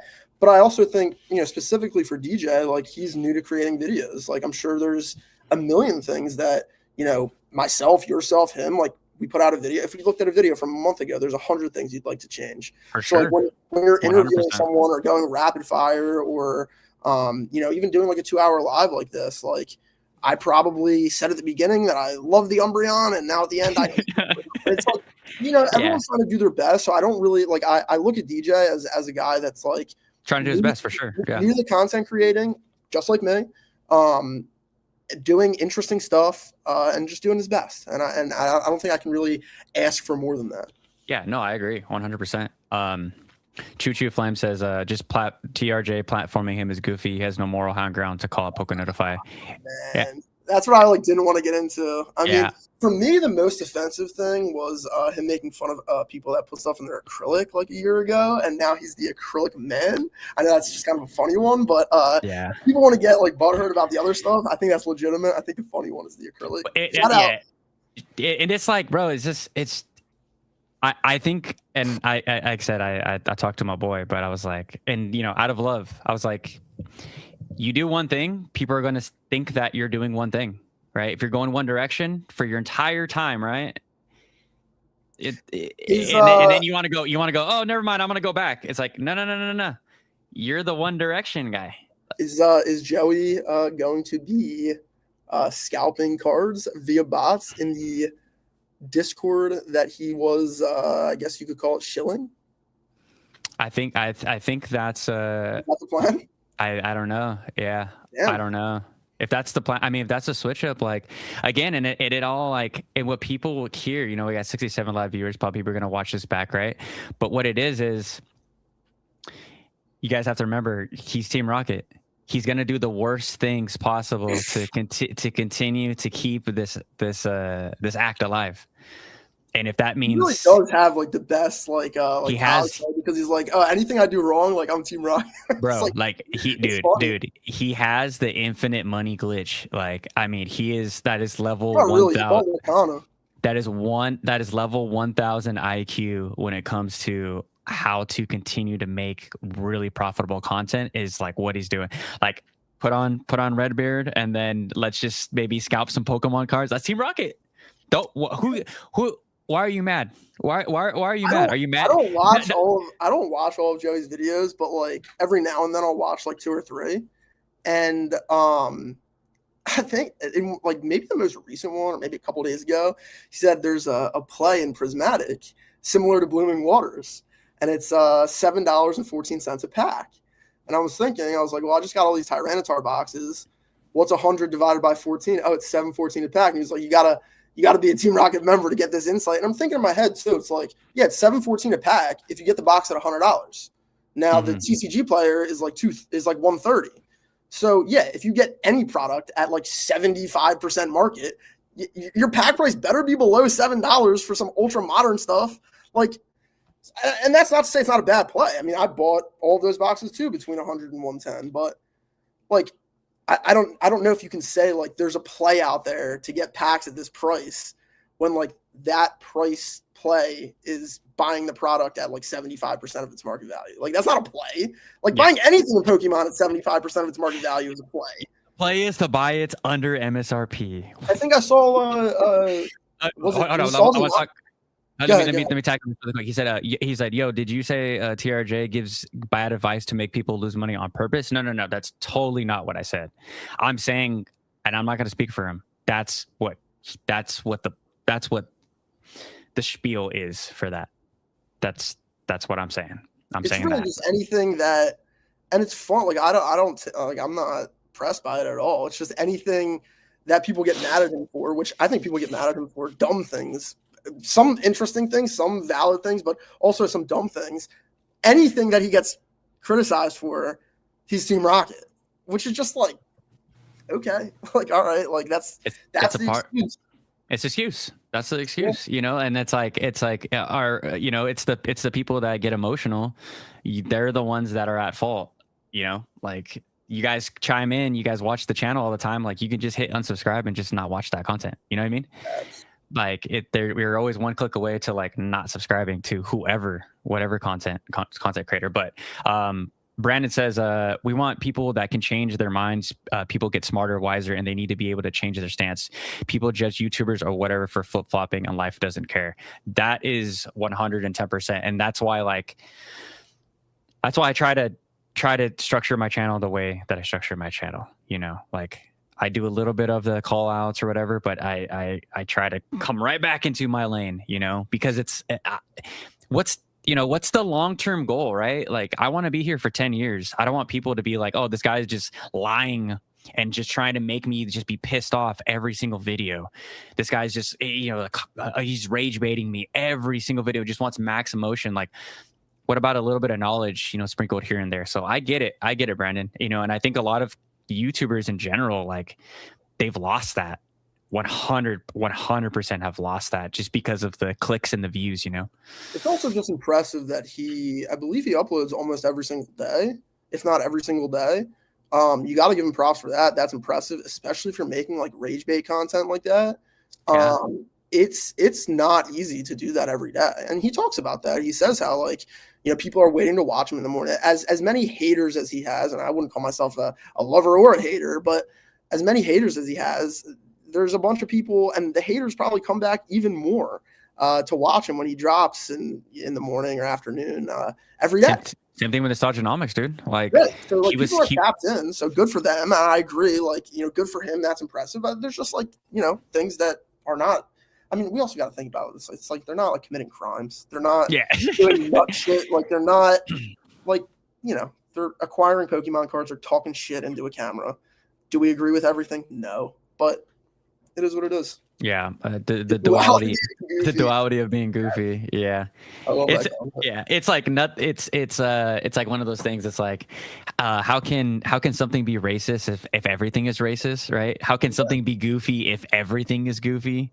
So, like, I hate when people say it, but, like, we are grown men collecting a child's card game. I mean, people get mad at that, and they're like, it's just a card game for everybody. Don't you understand? And it's like, it's an anime for children. It's like saying, like, I ripped open SpongeBob Topps packs, but I'm also not saying, like, SpongeBob is, like, an adult cartoon. Like, it's a child's game, a child, whatever. But, like, that's why it's nostalgic, because when we were children, when we didn't have responsibilities, when we were hood babies, as you like to say, we get that one pack, we get that one hit. Like, that's what it's about, but it's only nostalgic because it's a child's card game. Like, exactly. But I gotta watch that. I gotta watch that live back with Nostalgianomics. That's crazy. I want to see them. Yeah. If they actually went, let me just pull it up on my other screen. There's no way they got into a live together. I did see Nostalgianomics went live at some point. I have it queued up on my phone. Was it the last live, guys? Bro, you know what's funny? Just happened. I opened YouTube, and the first thing on it is Stephen A. Smith on Patrick Bet-David's podcast. Fire. Oh my god. All right, Nostalgianomics. Man, I was about to say the man is still alive, but nope, that's just the ripping ship. Oh, the live ripping ship. The ripping.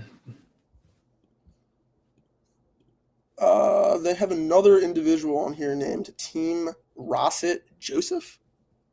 Oh yeah, the fake team TRJ. Okay, so that's okay. So yeah. Joey was not actually on there. No. I don't believe. I just skimmed. You said it was fun flaming him today. Who's he flaming though? Was he? I don't know. I gotta rewatch. I'm watching that one at work tomorrow, so I'll catch all the. I do love a good live just to throw in the ear to mindlessly listen to. Right, bro. A good live, not just like not some. What would you consider this though? Like, we had pretty much zero topics. We just shoot the shit, but like, this is what I want to hear. Like, this is all I want to hear when I'm like doing work. We have emotion when we speak, bro. Some of these, I'm not gonna, some of these podcasts, I'm like, hey, did you guys take like serotonin blockers before the podcast? Like, do you guys say who it is? Do you guys people that are just off? There's like, do you feel pain when someone like stabs you? Like, what? Like, is anything going on upstairs besides like right behind their eyes? Yeah, no, I know what you're talking about. Like, bro, there's so many podcasts. I'm like, you guys gotta feel something. I know nostalgia is a drug. You gotta like, it's not a sedative or whatever. Oh my gosh, I guess. I think also though, you were kind of saying it earlier about how like everyone's kind of a colleague. Like, we think like there are a ton of channels that are 50, 100, 250 subscribers, whatever.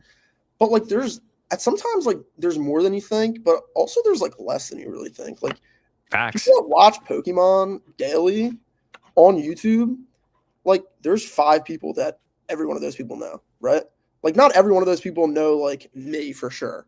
Mm-hmm. Probably like 80% of them know you. Probably like 95% of them know who Nostalgianomics is.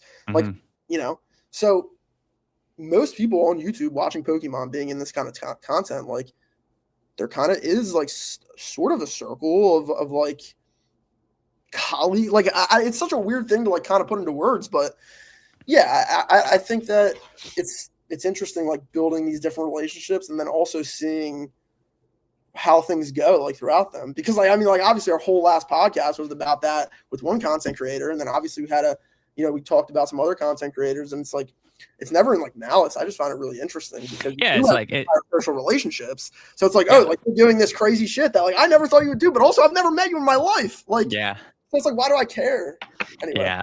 There is that parasocial relationship, especially when you upload every day, like 100%. But like I said, I think I mean I'm gonna have a heart attack on I think we're gonna do next week, but it's like the same thing with me and Tyler, bro. We like shoot the shit, and then like I just don't. I can't get behind content that is just like scripted, and like I need just the blab. I need the realness and the emotion. I mean, bro, I mean, people probably think I'm crazy. Like people probably think I'm some type of, I don't know. I think people think I'm burnt. I don't know. Bro, you say it all the time. You're like, I have ADHD. I'm pumping out these videos. I think people that are there and like know you and actually have that, like they want to see your videos every day. I don't think they think you're like that crazy. I think that they know that you think about Pokemon a lot. They know that you're passionate about this channel. And like I've said it before, if you changed your channel, I know you won't because you actually like Pokemon. If tomorrow this was a Bitcoin page, 75% of the people that watch you, maybe they wouldn't watch every day, but they still tap in because it's like, it's not always about what you're saying or the super great information you're putting out or the best play that we have to put behind a paywall, or it's not always about that. It's just like literally just tapping in with somebody that likes the same shit you do. That's it. Facts. Yeah, facts. But bro, my homie, shout out to Gajin.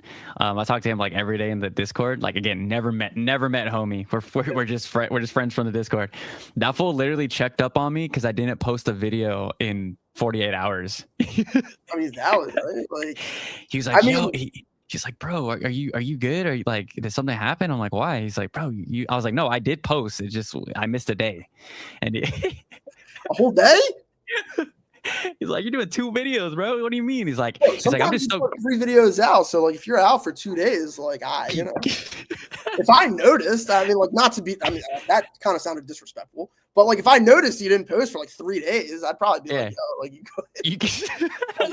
I feel like at least for me, like I'll admit this, like I'll post 4 times in a week and then not like I won't go like a week without posting, but like I'll post 4 times in 1 week and then 1 time the whole next week. But like I don't know, like guys like you, guys like Joey, like people want to watch that shit every day. So yeah, and then I mean that's really how me and Joey became friends, right? Like we got into a group chat, and like I said, iron sharpens iron. Like he would always tell me, he's like, bro, you just gotta, you'll make it. Just keep on, just post every day, post every day.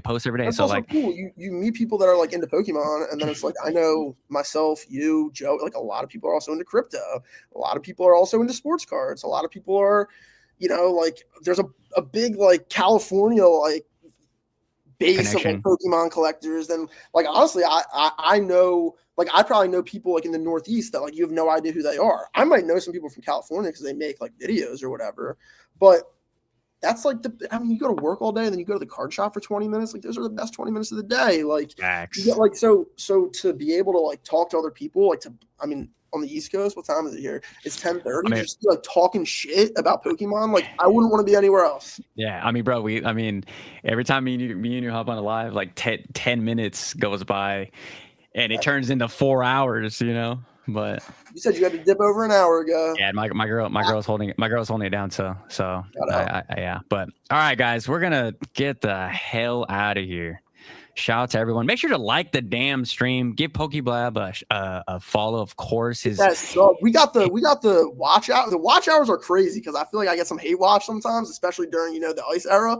But I have a lot of watch hours, bro. Everyone hit that sub button. I would appreciate you. If you don't do it, I don't really care that much. Most of the content I make is for myself to look back at and to develop relationships with some interesting people. And all of this stuff is in the description down below, as well as, everything else that you guys want to look at besides a Henry OnlyFans link. That's the only thing that's not there, guys. One day. All right, guys. Peace the hell out.